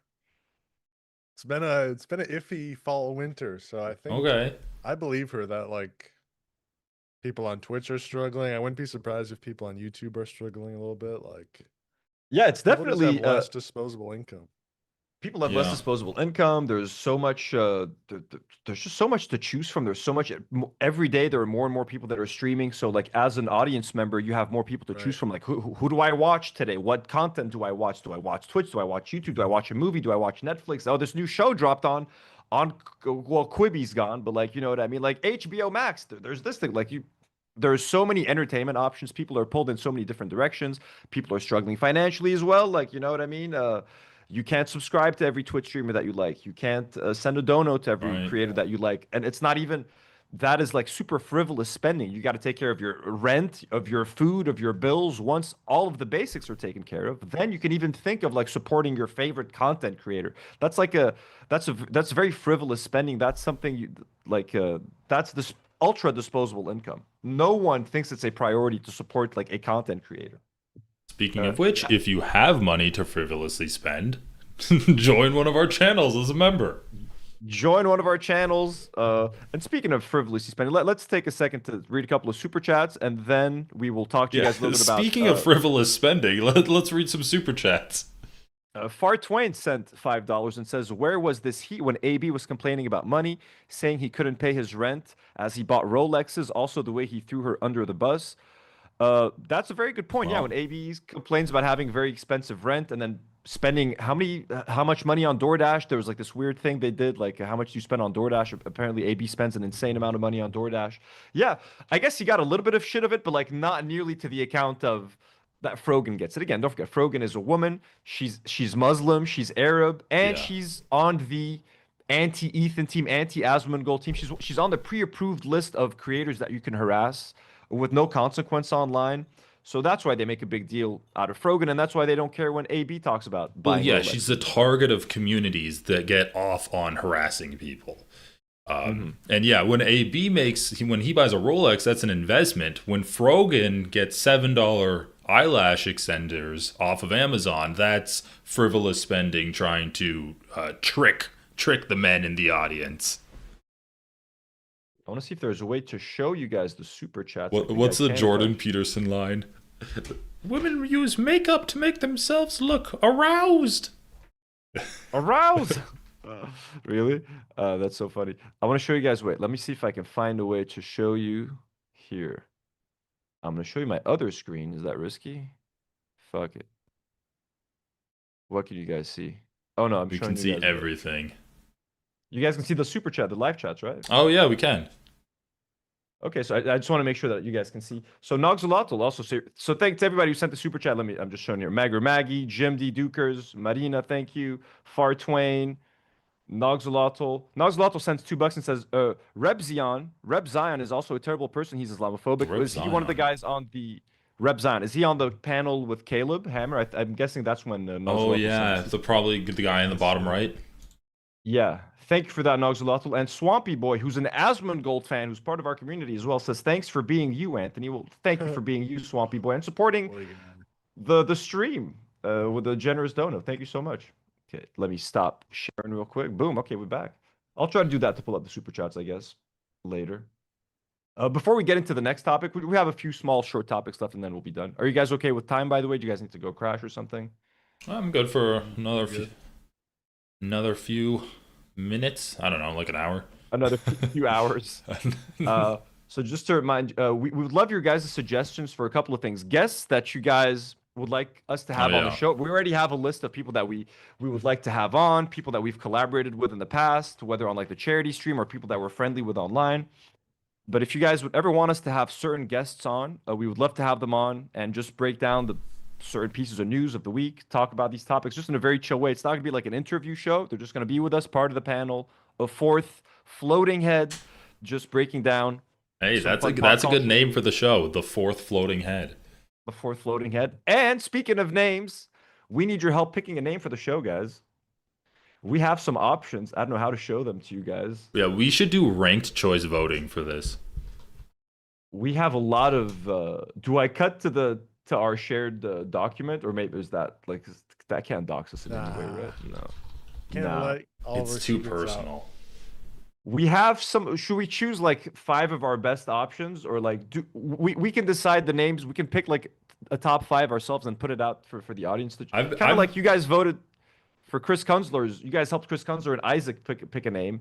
I've been putting some recommendations, some suggestions from my chat in there.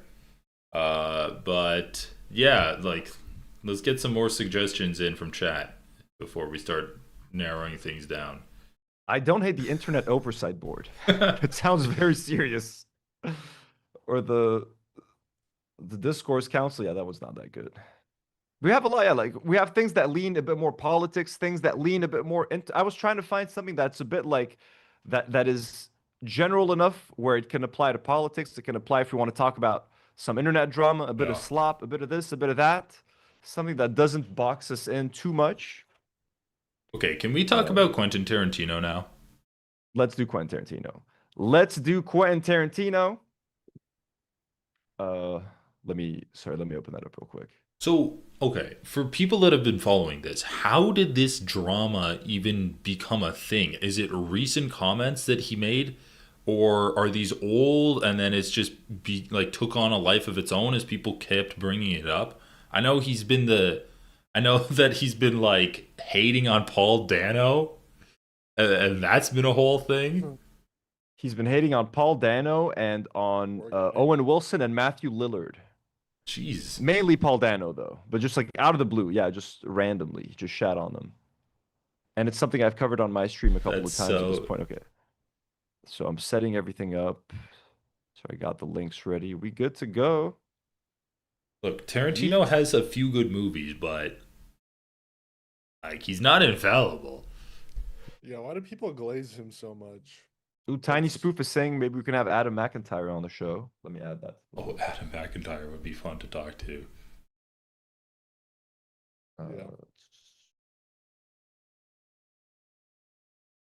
Adam McIntyre. Okay. So Quentin Tarantino. Oh, can you guys here, sorry. I cut. Let me share my screen with you boys. Boom. Okay. So the Quentin Tarantino thing started when because people know he lives in Tel Aviv. I started to know about it when he posted a picture of himself with the IDF. Like after October the 7th, he went to visit an IDF base to kind of give the soldiers a pep talk. Jeez. And like 1 or 2 pictures of that ended up online. So I was like, oh, fuck that guy. And he married an Israeli lady a few years ago and like moved to Tel Aviv. So ever since then, people are kind of like, oh, this guy's probably kind of a Zionist. Mm-hmm. But it's been getting a little bit more intense. Here, let me. So Quentin Tarantino revealed that he and his wife Daniela Pick are fully committed to Israel and consider the country their permanent home. The couple has spent the last several years living there and say they have no plans to return to the U.S., emphasizing that their current lifestyle reflects their values and long-term choices, explaining that their connection to Israel isn't temporary, but deeply rooted. I love that Quentin Tarantino is deeply rooted to the Middle East. Hey, my brother, he's my neighbor, Quentin. So here's like a longer article with a few more details about sort of what he's saying. Let me try to zoom in a little bit. So Quentin Tarantino and his wife Daniela Pick I keep wanting to read it, Prick, are firmly settled in Israel, calling the country their permanent home. In a recent interview with Channel 12's Danny Hecht, Pick shared insights into their family life in Tel Aviv and how the famous Hollywood director handled living through the war with their 2 children. When asked if Tarantino had considered leaving Israel for safety as bombs fell, Pick was clear. Absolutely not. First of all, Quentin takes it the easiest way in the world. Most of the time, he wouldn't even go down to the shelter if I didn't tell him. He isn't afraid. And once he said something funny to me. Well, whatever. Like if well, whatever, man. Like if something happens, I'll die as a Zionist. So I said, well, okay. So yeah, Quentin Tarantino is willing to die as a Zionist. I'll die as a Zionist, man. She added that the decision to stay during the conflict was never in question. It was during the war that Tarantino said, we'll be here. It was clear. Although there were reports of Tarantino working on a play in London, Pick emphasized that they have no plans to leave their home in North Tel Aviv. Tarantino enjoys family life in Israel, often spending time with his children, walking or biking around the neighborhood, and socializing with friends. I love it in Israel. If I didn't love it, I wouldn't be there. Playing with my kids, walking around the neighborhood, just going out with my good friends and having fun, he told reporters. That sounds like the fakest line ever. That sounds like just going out with my good friends and having fun. Yeah. Pick praised what viewing the destruction of Gaza, is that what he's saying? We love going to bars and watching live footage of drone attacks on Gaza. Jesus. Blah blah blah.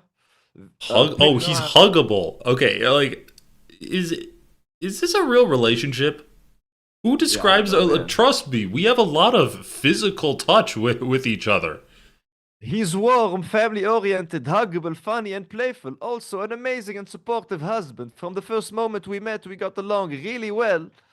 Blah blah blah. The couple also working on creative projects together. He encouraged her to she cameos in his latest film, Once Upon a Time, to take a role in the movie The Perfect Gamble, directed by Israeli filmmaker Danny A. Abexker. My most important piece of advice was to know the lines. Oh, he helped her learn the lines. Okay, anyways. Oh, wait, he's talking about food. Tarantino loves spicy food. I take a taste and drink 3 glasses of water over and over again until it's spicy enough. And he says, yes, it's spicy. Anyway, so Tarantino loves Israel. He would die a Zionist. Someone said she's his Hila. Yusuf says she is his Hila. Exactly. She is his Hila Klein. This post, so this went viral as well. So Tarantino was shitting on Paul Dano. Yeah. There's this Michael Cera fan account on Instagram that shared this like vintage photo of Paul Dano with Michael Cera from like the 2000s. A lot of aura, by the way. Paul Dano looking very badass in this picture. Dude, Paul Dano does have underrated aura. Dude, he's great. He's a fucking fantastic actor, by the way. Yeah. He's a fantastic... Nude, hello. Nude, we need a thumbnail desperately. Have you seen the thumbnail we're using? Nude is online, folks. James was kind enough to slap it together, Nude. If you can slap a nice one... Not my best work.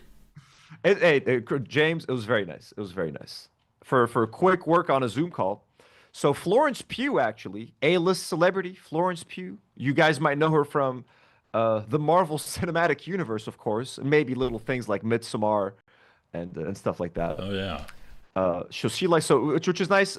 Mainstream Hollywood actors are kind of shitting on Quentin Tarantino now, which is nice. Ryan Reynolds just recently hired Matthew Lillard, who was shat on by Tarantino for like a quick Mint Mobile ad, just making fun of the whole thing.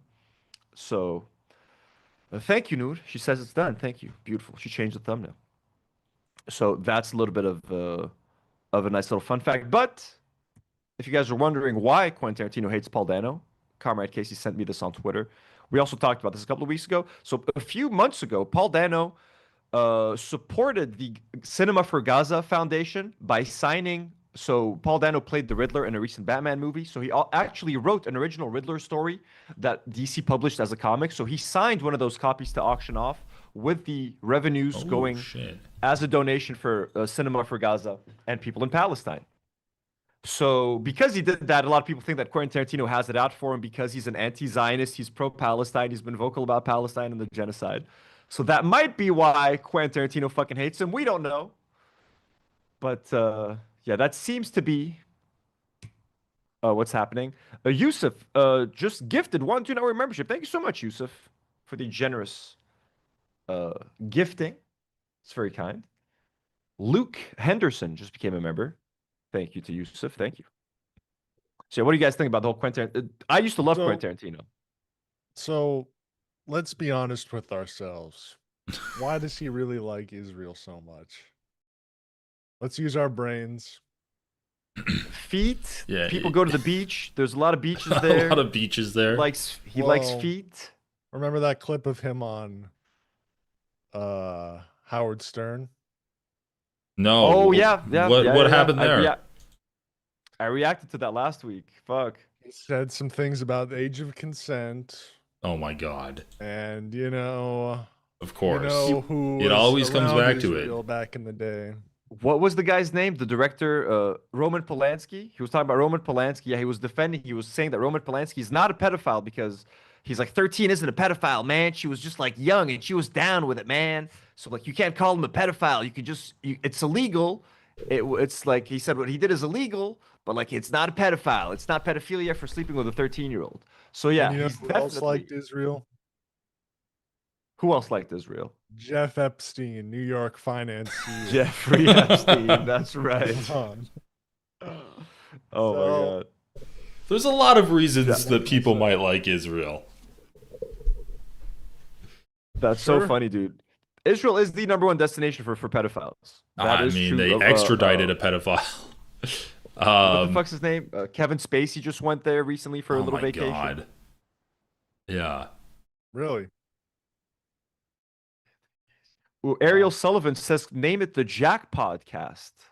The Jack J for Podcast. James, Jack. A for Anthony, C for Casey. Jack Podcast. Okay. That's a nice one. Throwing up an acronym. That's a pretty good Honestly, not suggestion. terrible. That's pretty good. Not Yusuf terrible. says, Merry Christmas. Merry Christmas It's to you bad. too, It's Yusuf. not terrible. It's bad.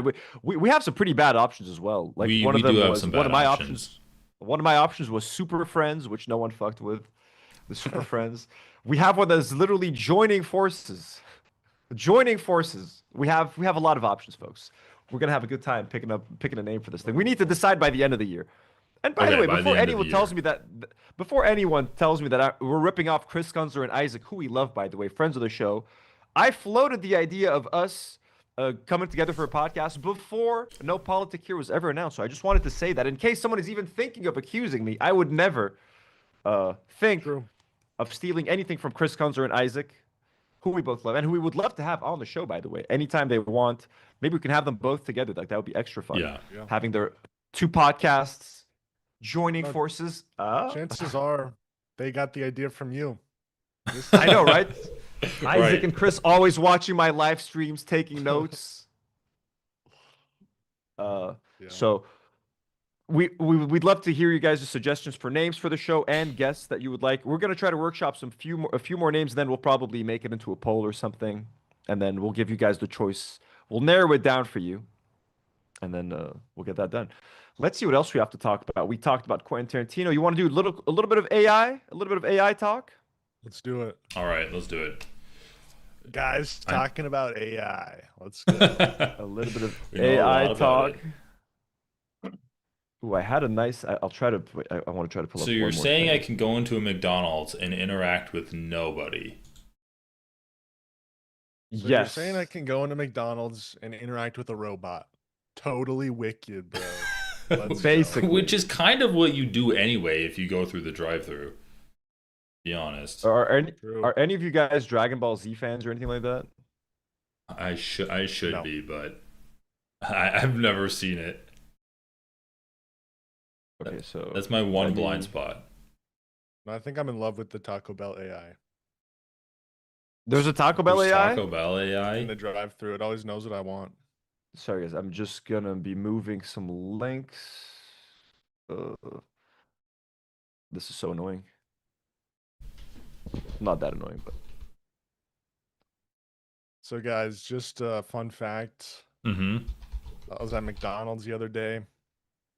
I noticed the McChicken is up to $3.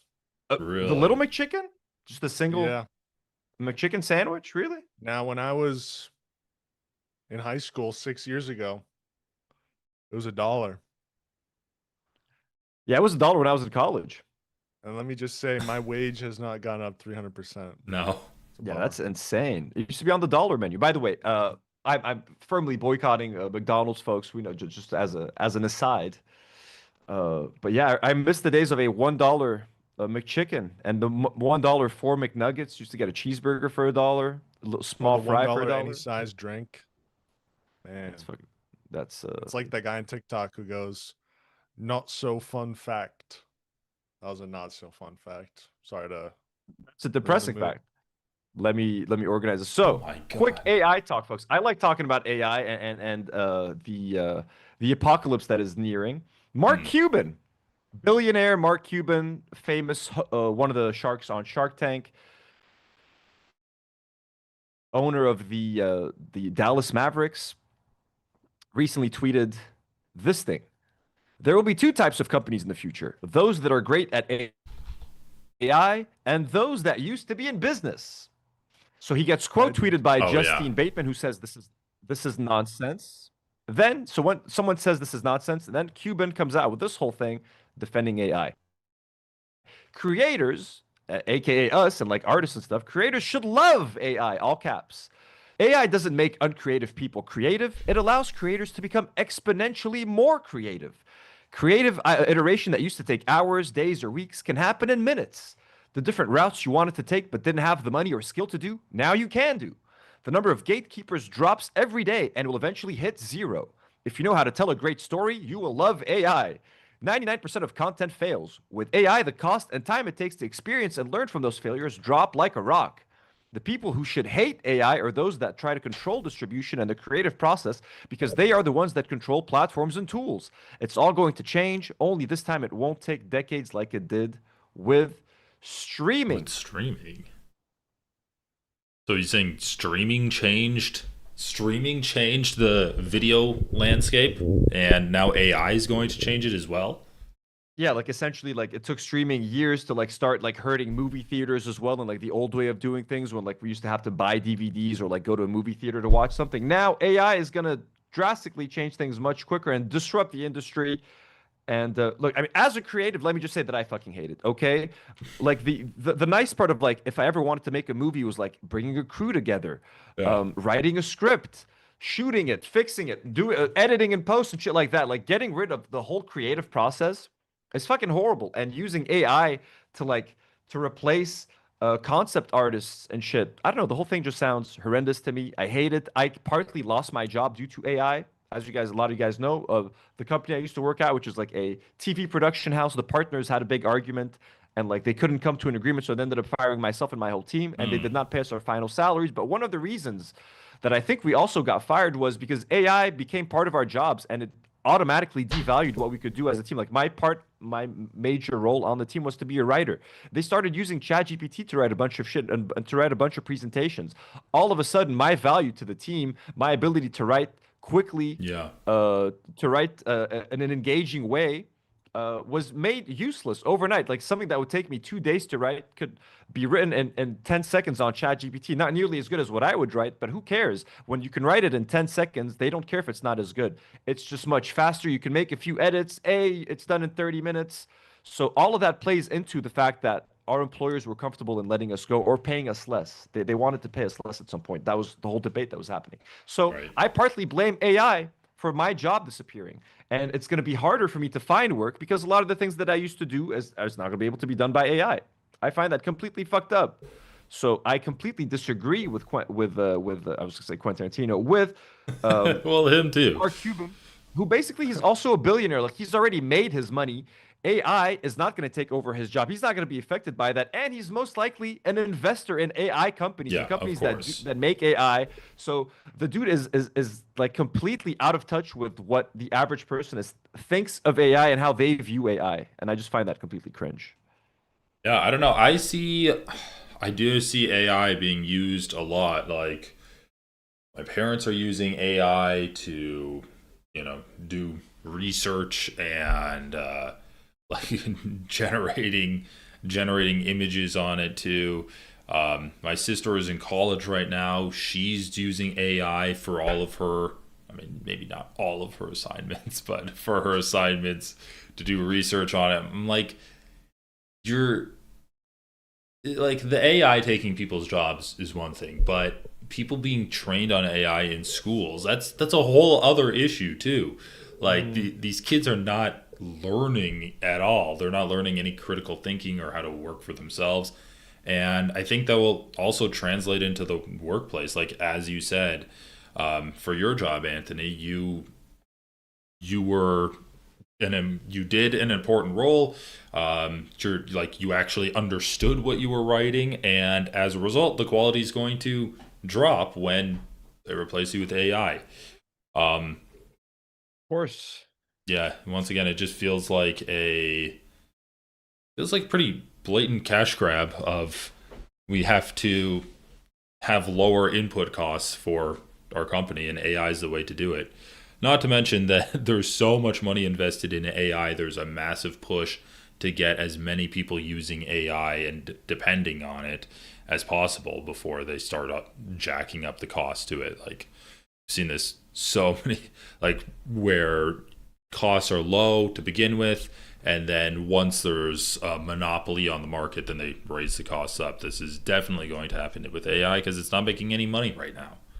Of course, and it's not even to mention the environmental impact that it has, and all Yeah. these data centers and people's power bills going up, and the water that it consumes, and and there's already like global droughts. Like it's fucking insane. And Irene the Dream says no one's writing essays anymore. It's all Chat GPT. Even I, honestly, like I hate AI and I hate using Chat GPT. But when I was at work and I knew that my employers didn't care if something was written by Chat GPT or not, I felt stupid when I was actually sitting there writing something and spending Right. hours. I'm like, I could literally fucking slap this together on Chat GPT and they wouldn't care. Not only would they not care, they would praise me for using, you showed initiative by using AI and like whatever. I'm like, the whole thing just felt so fucked, and like putting an effort starts to feel silly and stupid, which is horrible.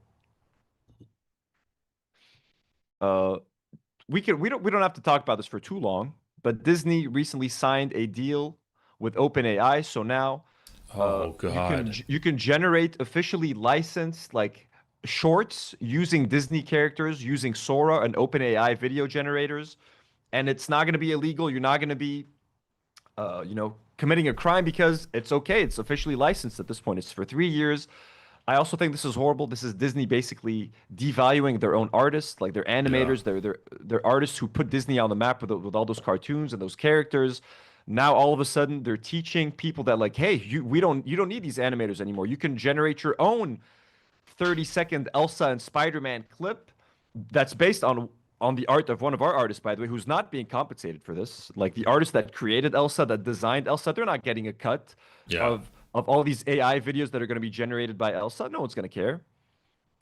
So that is another like nail in the coffin, I feel, for like artists and the industry. Not to mention that like if I were the advice I give people and what I said on our last stream is people should generate the most fucked up shit they can to teach like Disney lessons. Start generating Disney porn, start generating Elsa doing crack cocaine, Spider-Man selling drugs on the corner. Use Disney characters in the most fucked up ways, make Disney regret the second that they ever gave the public open access to their IP to generate whatever the fuck they want, because this is going to devalue all of these characters. It devalues the effort it takes to create these characters, to create stories. The whole thing is just fucking horrible. So start generating Disney porn on Sora. It's the only way to stop this fucking hellhole. That's the only way. You can help save the earth by making cartoon pornography. Make cartoon pornography of Frozen characters and Olaf. Fucking, I don't know, man. Yeah, but if someone hand draws, like we've all seen parody cartoons that get taken down off of YouTube because it's like, oh, you used a Disney character, you used IP. But it's like, oh, you used Sora AI to make a cartoon. That's perfectly fine. Definitely screwed up. It's pretty fucked up. So I think the solution. I mean, look, are you guys Dragon Ball fans? I like it. Oh my God. What do you guys think of this? Have you guys seen this trend of videos? People going like behind the scenes, hanging out with. I've seen some photos like that. Tom Cruise as Vegeta, isn't that everyone's dream? You know how many trees were killed to generate this? Jesus. How many people are gonna go without water today? It's just like the most bland shit too. Like they say that AI enhances creativity, and they're like, I'm gonna put Brad Pitt with some long hair in a Goku outfit. It's like, what? Give me an example where it increases creativity, where it like amplifies your original creativity. This is the stupidest shit possible to use AI for. We got Timothy Chalamet. Is this Trunks? What's his name? Yeah, I forget the names. I think this is Bulma? Trunks. This is Bulma's son. This is Bulma and Vegeta's son from the future. That's their kid. So who else is there? Who else is in this Dragon Ball movie? Oh, we got Scarlett Johansson as an android. I forgot Android 16 or Android 17. But this is getting too good, by the way. Like, this is freakishly good. Also, like, just it is good. As an aside, this looks incredible. Like, it's so fucked up. Oh, Leonardo DiCaprio as another android. So he is Trunks. Yeah, that was Trunks. And this is like Android 17. I have this guy as an action figure. That's so fucking stupid. Oh my god. This is such bad casting. This is the worst casting in the fucking world, man. God, fan casting is bad enough, and then they have this shit too. Jason Momoa as another android. C-17. I forget the names. Morgan Freeman. I forget this guy's name. I'm blanking on some of the names. Who's that? Okay, that's Jenna Ortega, but I don't know who she's supposed to be. The Rock as Boo. Oh god, that's nightmare fuel. Okay, take it off the screen. Take it off the screen. That is horrible. I hate this so much. It's like a cancerous sperm. That's how they made him. I think that's Bulma. So that's Angelina Jolie as Bulma. There we go. Dude, this cast is horrible. Morgan, what's his name? Clint Eastwood. Clint Eastwood. Well, I mean that character is a pedophile. I think so. Master Roshi. Yeah, Master Roshi. Piccolo. Jason Statham as Piccolo. Who the fuck cast this? This is horrible casting. Yeah, that's pretty bad.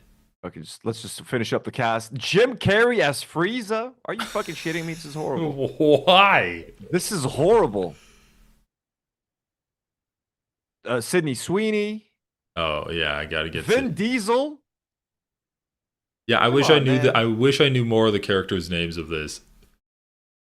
This is This is Cell. This is Cell. Cell, yeah. And this is Tien, I think. This is Tien with the 3 eyes. I think that's Tien. Tien. What is that? Keanu Reeves? This is this is wasn't this Goku's brother? This guy's from the first episode of Dragon Ball Z. One of the Saiyans. He's one of the Saiyans. He's from the first episode of Dragon Ball Z. And this is literally boomer casting. I have another one. Do you guys want to endure another one of these? Oh my god. Real quick. So this guy is not. He's taking selfies with like just other Keanu, just Hollywood actors. Yeah, in their roles. In their roles. Hugging Russell Crowe on the set of Gladiator. It's just like, oh, your creativity is unlocked. And what do? I want to be on a movie set hugging my friends. Yeah, we can stop watching this. We can stop. Yeah, that's ridiculous, man. All right, what is this McDonald's stuff? Oh yeah, so the McDonald's. Let me open that. So we have a. Whoopsie. No more. Go away. Sorry. Okay, wait. Because I'm looking up AI McDonald's. Is it the ad? No, it's the automatic. They made a completely automated McDonald's. I saw that ad was so fucking cursed. Yeah, we might need to watch the ad too. What is this ad? An AI generated McDonald's ad? So someone made McDonald's just opened the world's first fully automated zero human restaurant in Texas, and it's straight out of a sci-fi movie. No cashier, no cooks, have a nice day. Just robots cooking your Big Mac, taking your order, etc. This is the future that we're headed towards. This is folks. huge news. The first fully automated McDonald's is now open in Fort Worth, Texas. Now, this is what's going to happen with AI technology. It's going to first take over low-level jobs that require repetitive tasks, simple decision-making. This includes jobs like this McDonald's here. As AI systems become more sophisticated, they will take over more complex jobs. Financial analysis, legal, even medical diagnosis will eventually be taken over by AI. Is there footage of them making the burger? Oh. There should have been a shot of them flipping. No, it doesn't. Of the AI robot flipping a burger. But yeah, like a whole fully automated. What do you think about that, Comrade? Up there. You know? What's up? Room. There might be someone in like a windowless room. You think? Right above it. They have like 10 guys flipping burgers in the basement under the floorboards. Yeah, I'm not convinced by this. But it could be. I mean, it could. Like McDonald's burgers are pretty easy to make. Like they flip the burger for like 30 seconds, and then they have the ketchup dispenser. Would they need AI to do it? It's just like I feel like a series of inputs would. Yeah, just a regular assembly line, I guess. Yeah, there's like a car factory. Yeah, where is AI coming into this? I don't get that. This is a bad video on my part. But we need to watch this AI ad that I sent. What? Did you send it on Discord? Yeah. Okay, let me go to Discord real quick. Let me cut to me so that I don't dox myself. I'm already doxed. My address is already on fucking. Oh yeah. On Kiwi Farms or some shit. Jesus Christ, man! Right next to Hassan's address. 1 second. It's too loud. Yeah, I watched this on. So they took it down, I think, from YouTube. It was on their YouTube channel. They got so much hate. It was McDonald's for got so much McDonald's in the backlash. Netherlands. Yeah, and they ended up taking it down from their YouTube channel. Share. I Here would it is. never do that. Take down a video. And Coca-Cola also made their annual Christmas ad. They made it using AI this time. I saw that. It was horrible. All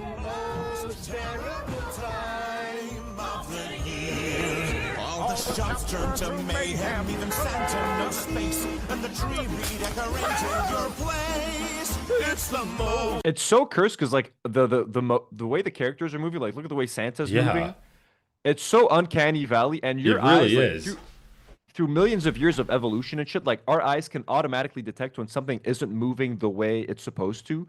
So even if you can't put your finger on why it's weird, your brain knows it's weird, and it knows he's not supposed to be moving like this, and you automatically know that you're looking at something strange. So it's just so off-putting. Turn to mayhem, even Santa knows space, and the tree redecorated your place. It's the most terrible time. Like yeah, the guy slipping on the ice skating, it's so disturbing. Terrible time. Like it's so fucked up. The roast turned to charcoal. And the message, like the message. Sorry, what were you saying, Comrade? Oh, it just doesn't even look good. Like it's not even convincing. It's not. and Yeah, the it's not message- good AI. And the message that the ad is spreading is also horrible. They're saying that Christmas is the worst time of the year, that it sucks. Yeah, It's just yeah. a hassle, and everything goes wrong. So you better go to McDonald's for a good Christmas. And the stuff they're the stuff they're showing doesn't even make sense. Like, why is Santa's sleigh in the middle of traffic? Was it written by AI too? Like, we've ChatGPT writing this shit, and then you have whatever program they're using animating it. True. Probably. So, someone just wanted to prompt something, or the fact that now that because they can prompt whatever and they're not limited by locations, like if you're actually shooting something, you have to think how many locations you're going to, cutting down the locations to make it easier to film. They're like, well, there's no limits. Let's put Santa on a sled in the middle of New York City. Then let's cut to a like. There's no more limitations. You don't have to to make an effort to do anything. Chaos, it feels like a zoo. It's the most terrible time of the year. So you flee from the madness, the lights, and the cheer, and hide out in McDonald's till January's here. That's funny. Okay, let's be fair. Where is this from? Like the Netherlands? Yeah. Maybe the McDonald's just hits different. Yeah, it does feel like a very like, yeah, it feels like a very European ad. They're like, everyone's miserable, and then they're just, oh, this is a great chain, a nice business place for you to enjoy, take a date out to. It is very European. Someone, a French supermarket chain recently released like a very nice like animated ad that was like actually like handcrafted and hand animated, which was a nice sort of counterbalance to this shit. So yeah, AI. We hate AI. It's horrible. The AI ads are the AI ads. They're the worst too. I hate all of it, to be honest with you. Like the only way I think AI is acceptable is just like as a quick tool to like something very boring, like entering like whatever stuff on an Excel sheet. Like if an AI tool can help me do that a little bit quicker, sure. But like keep it away from the arts. It does need to write scripts. It does need to do any of that shit, in my opinion. Just wanted to read a couple of super chats that we got. Kate from Canada sent a $7 super chat and says, in the future, look into Taylor Swift using an AI company to fix her public image. I would not be shocked by that. I think Taylor Swift already used AI in her, she made like some music videos or like lyric music videos where she used some AI or like to tease her latest album. So she got some backlash for that, I remember. And Chris sends a $2 dono with a suggestion for a name. He says, don't worry, we're uninformed stars. Thoughts? Also a good one. Don't worry. Don't worry, we're uninformed stars. That could be good as well. It's not bad. We're uninformed North Stars. Getting everyone's name in there. Do you guys want to talk? I don't want to keep going too long. James, what time did you want to? Do you want to? We've been streaming for like 2 hours, I think, at this point. We started. Yeah, I'm thinking probably like another 15 minutes. 15 that works minutes. for you too. That works for me. That works for me. What do you guys want to pick? You want to pick you want to talk about social media, the social media requirements for tourists visiting the US? Or you want to talk about some random topics? Man, let's do some random topics because I feel like I could talk about that for a long time. Random. I have a random one that I chose that I think is kind of funny if you guys want to indulge. Yeah, let's do it. For a couple of minutes. I talked about this yesterday or 2 days ago on stream, but I thought it's fun enough to talk about again because I really sorry, what? Cut to Shark Tank. Let me use this. Let me just move the links that I need for this. This just shows how bad things are getting in the US. This is when you know the economy is doing really bad, okay? When shit like this happens, it's sad, but it's also kind of funny at the same time. Okay, sorry. It's the most horrible time. I know, it's stuck in my head now. Yeah. I like how the ad was just people getting brutally slain too. Yeah, it's violent. It's like it's disturbing. People falling out of windows and shit. So how badly is America? Oh, sorry, I'm not even showing my screen. There we go. So here's the first thing I wanted to talk about with you guys. Like, how bad is the economy doing when people that have been working at companies, loyal employees, are getting all of these bonuses and like these gifts that are being filmed, but they're worthless. So, for example, this lady, this TGI Fridays employee went viral like a week ago or something for helping this family at a restaurant. Their kid was having a total meltdown, complete panic attack, tantrum. So the waitress came over to the family, like she picked up the kid. She gave the kid strawberries, walked him around the restaurant until he stopped having a tantrum, like went above and beyond what a normal waitress should do. And she still kept taking care of her other tables. So she kept doing her job, serving customers while carrying this other family's baby to stop him from having a tantrum, gave him a little snack, went above and beyond. You know what I mean? Like, did great. The family filmed her. Her video went viral. You know, she went all over the place. Great advertisement for TGI for TGI Fridays. She's playing with the kid, all of that. So rightfully so, TGI Fridays decided to congratulate her with, you know, a little gift, a little bonus. 500, not bad. So they did a whole like ribbon cutting ceremony. They busted out a novelty oversized check. $500. And to give her $500, all of that. And she literally like her clip was viewed millions of times. I got a message across my desk last week, and they said, "Hey, one of your servers went viral." And I said, "Oh Lord, what did she do?" I didn't know. When you hear viral, you never know. I saw this video, and it touched my heart, like it touched millions of people around the country, maybe even around the world. You gave our company millions of dollars of free advertising. TGI Fridays has not had positive press in at least 20 years. No one even thinks about us anymore. No one even knows we're still in business. I wanted to give you some recognition, right? So I'm going to pass it over to the field. This is a lovely moment because Brittany is an amazing employee that's been working with us for a while. Oh, man. Like so many of our Netmont employees, we're really just having this moment where we can talk about and recognize genuine good customer service. Genuine service you display. You don't fake it, you're genuine. We love that about you. And everything just went viral from what you said, but that's really Come on. Okay, so it's wrapped up. It's wrapped up. It's comically large. It's wrapped up. So like, look, in my opinion, if you're gonna give someone a novelty check, it can't be less than $1,000. Yes, exactly. Add a zero.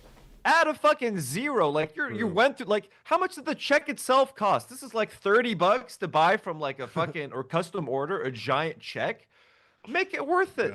Also, like, just the idea of like your corporate employer taking advantage of your viral moment of kindness and then trying to make another viral clip of like rewarding you with $500 it's so gross. It's such a soulless move.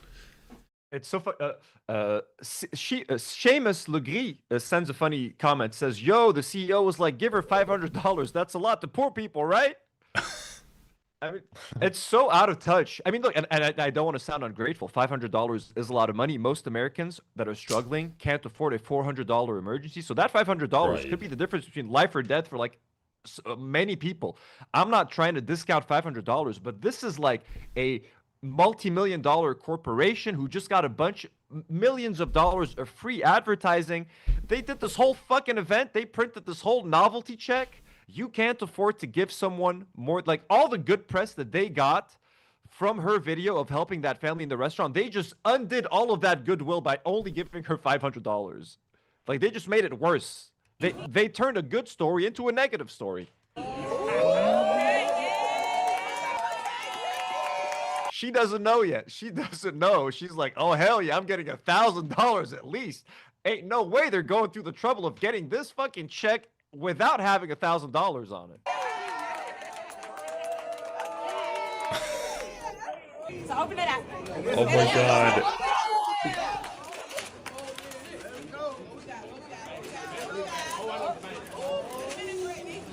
Oh, spin it, like spin it. Oh, dude, they're literally like extending the torture. Come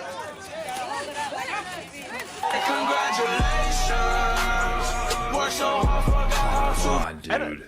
And look, bless her heart, she's gracious as hell. She's of course gonna be thankful. It's not like she made a face to suggest that it wasn't enough. It was just like people watching, like the comments on Twitter, like $500, you cheap fucks, give her $5K at least. Bro, 500 is hilarious.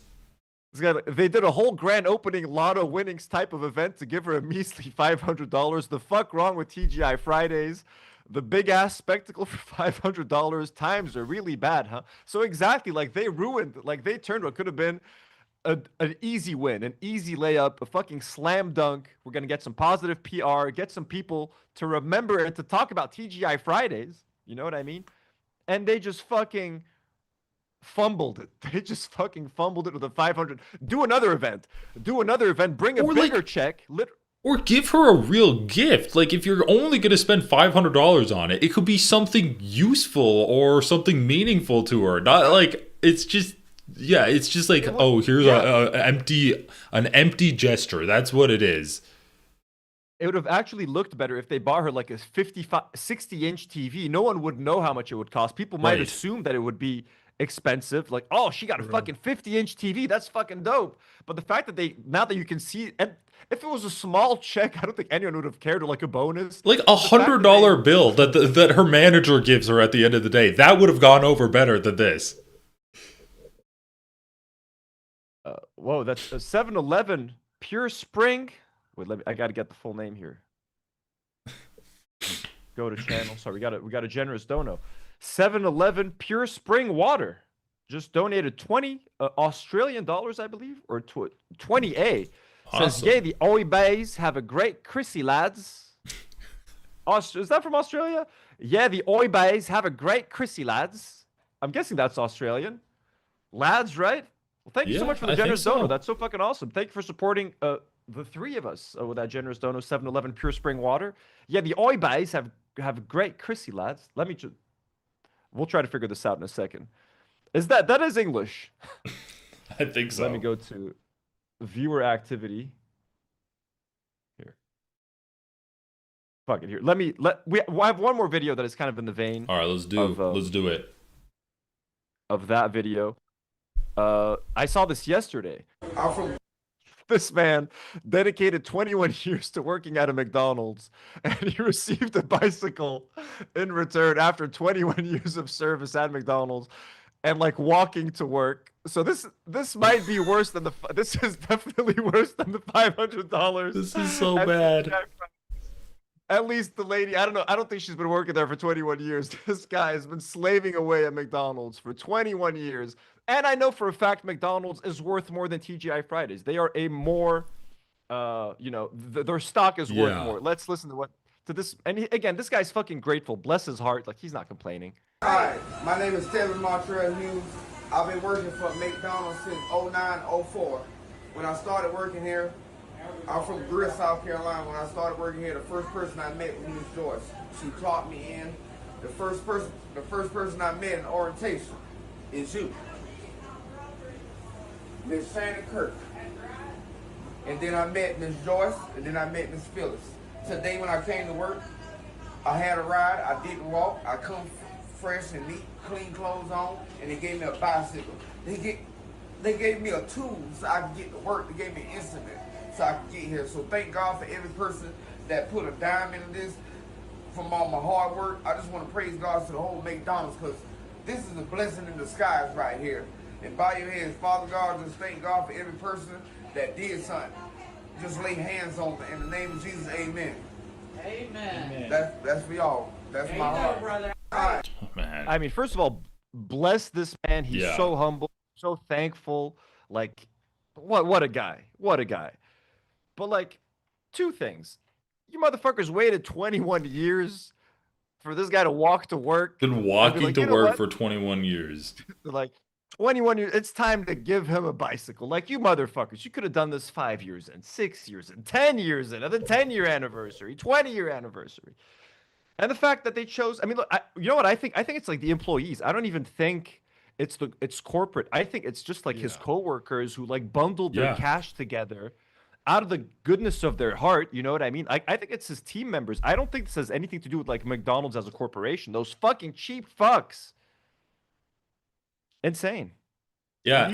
How do you work here for 20 years and never make enough money to like get a bike?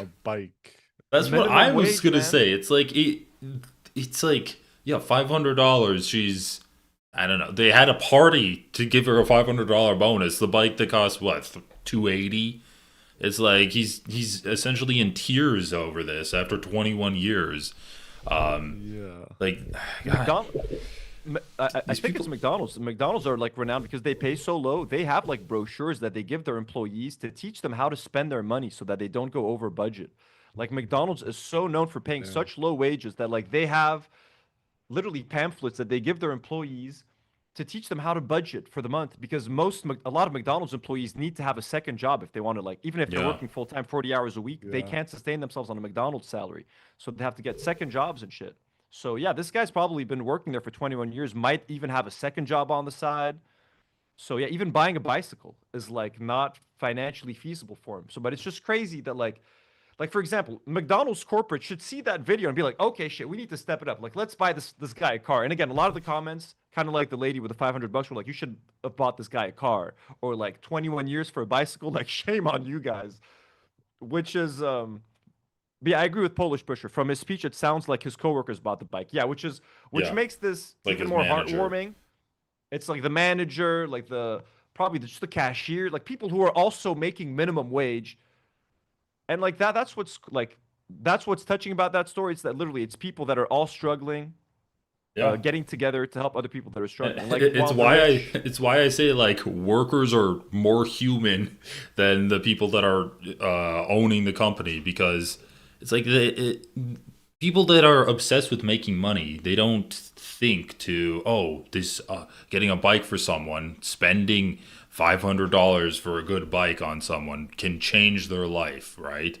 And meanwhile, the people that are making just as much as you can empathize with your situation, and because they're in the same boat, because they empathize with you, it's more of a human connection, really, that you don't get if you're in that different world. So Yeah, I mean, when I was poor, or like the brokest I ever was, I was like the most generous I ever was. yeah. you see that in poor countries, like here in Lebanon, most people are fucking struggling. As soon Mhm. as you walk into someone's home, they're going to try to feed you everything in their fridge. They're going to make sure you have 3, 4, 5 servings, dessert. People in Lebanon fight over who's going to pay the fucking bill when they go out. They're all fucking struggling. They're all in debt. None of them can afford shit. They're also going to fight over who wants to pay the bill. Poor people are the most generous because they remember, like, they understand. People who understand struggle, Yeah. understand struggle and like help people that are struggling. You know what I mean? When you know what it's like to get that $5 that can help you, you're more likely to give it to someone else. Uh, and it's I don't know, man. It's sad to see these corporations need to step the fuck up and start treating their loyal employees the way they deserve to be treated. And what are they doing? They're inventing automated McDonald's that don't need any employees, or getting AI to come in and replace jobs that would be giving people a livelihood and a career. We're all fucked. 7-Eleven with another dono says, I used to work at KFC here in Australia, and after 10 years service with the company, we would get like 4 weeks paid leave. Damn, after 10 years, you got 4 weeks paid leave? But I love that name, 7-Eleven Pure Spring Water. Thank you so much for the... So he is Australian. I want to read that other dono again. What did it say? So I think we could cut it short here. Yeah, the Oi Bays have a great Chrissy, lads. It's long. It's been long. We've covered all the super chats. Did you guys get any chats on your channels that we need to? I got a few when we were talking about Quentin Tarantino.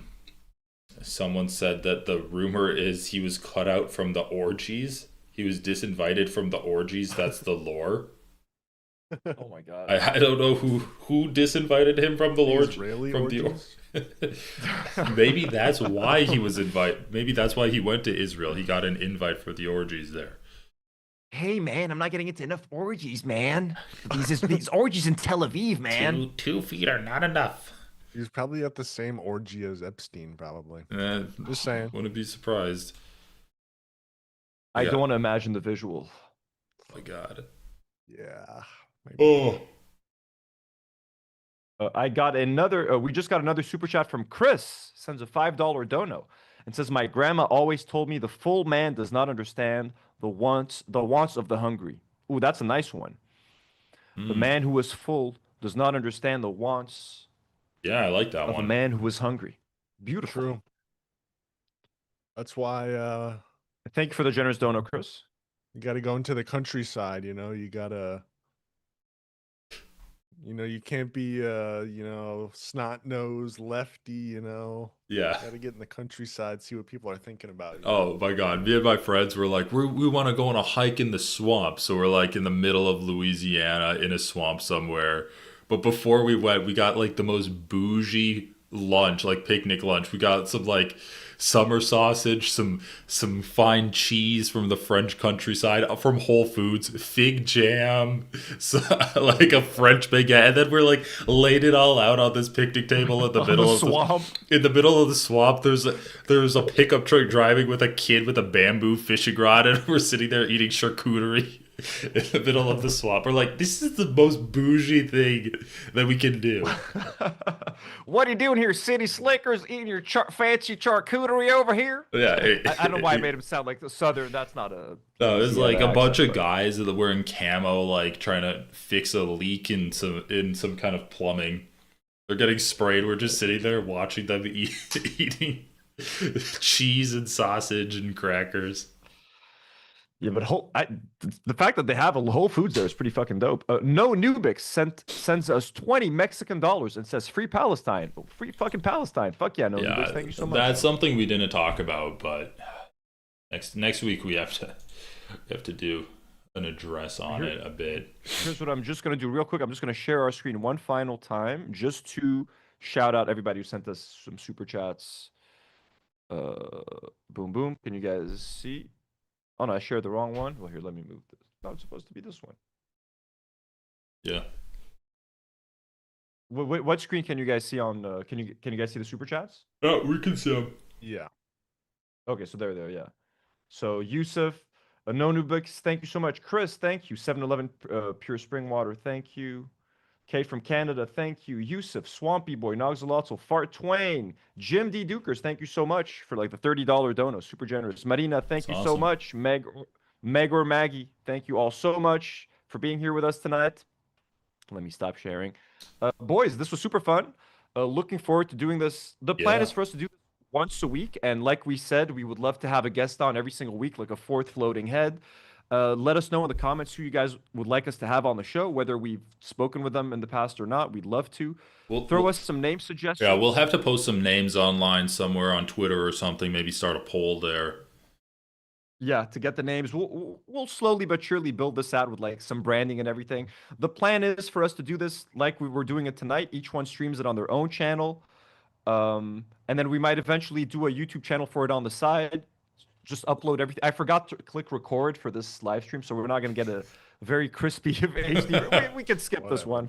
I forgot to click record. This is It's episode okay. 0, not episode 1. This is episode 0. Yeah, this is episode 0. We're just testing it out. We're just having some fun here. A Polish pusher sends us $2 and says, "Getting in here quick, Polish, before we're done." Thank you so much for the dono, Polish pusher. I had a lot of fun doing this. Yeah, this was good. This was super chill. Despite waking up at 6 a.m., this was nice. This was fun. Yeah, I think we're all a little sleep deprived.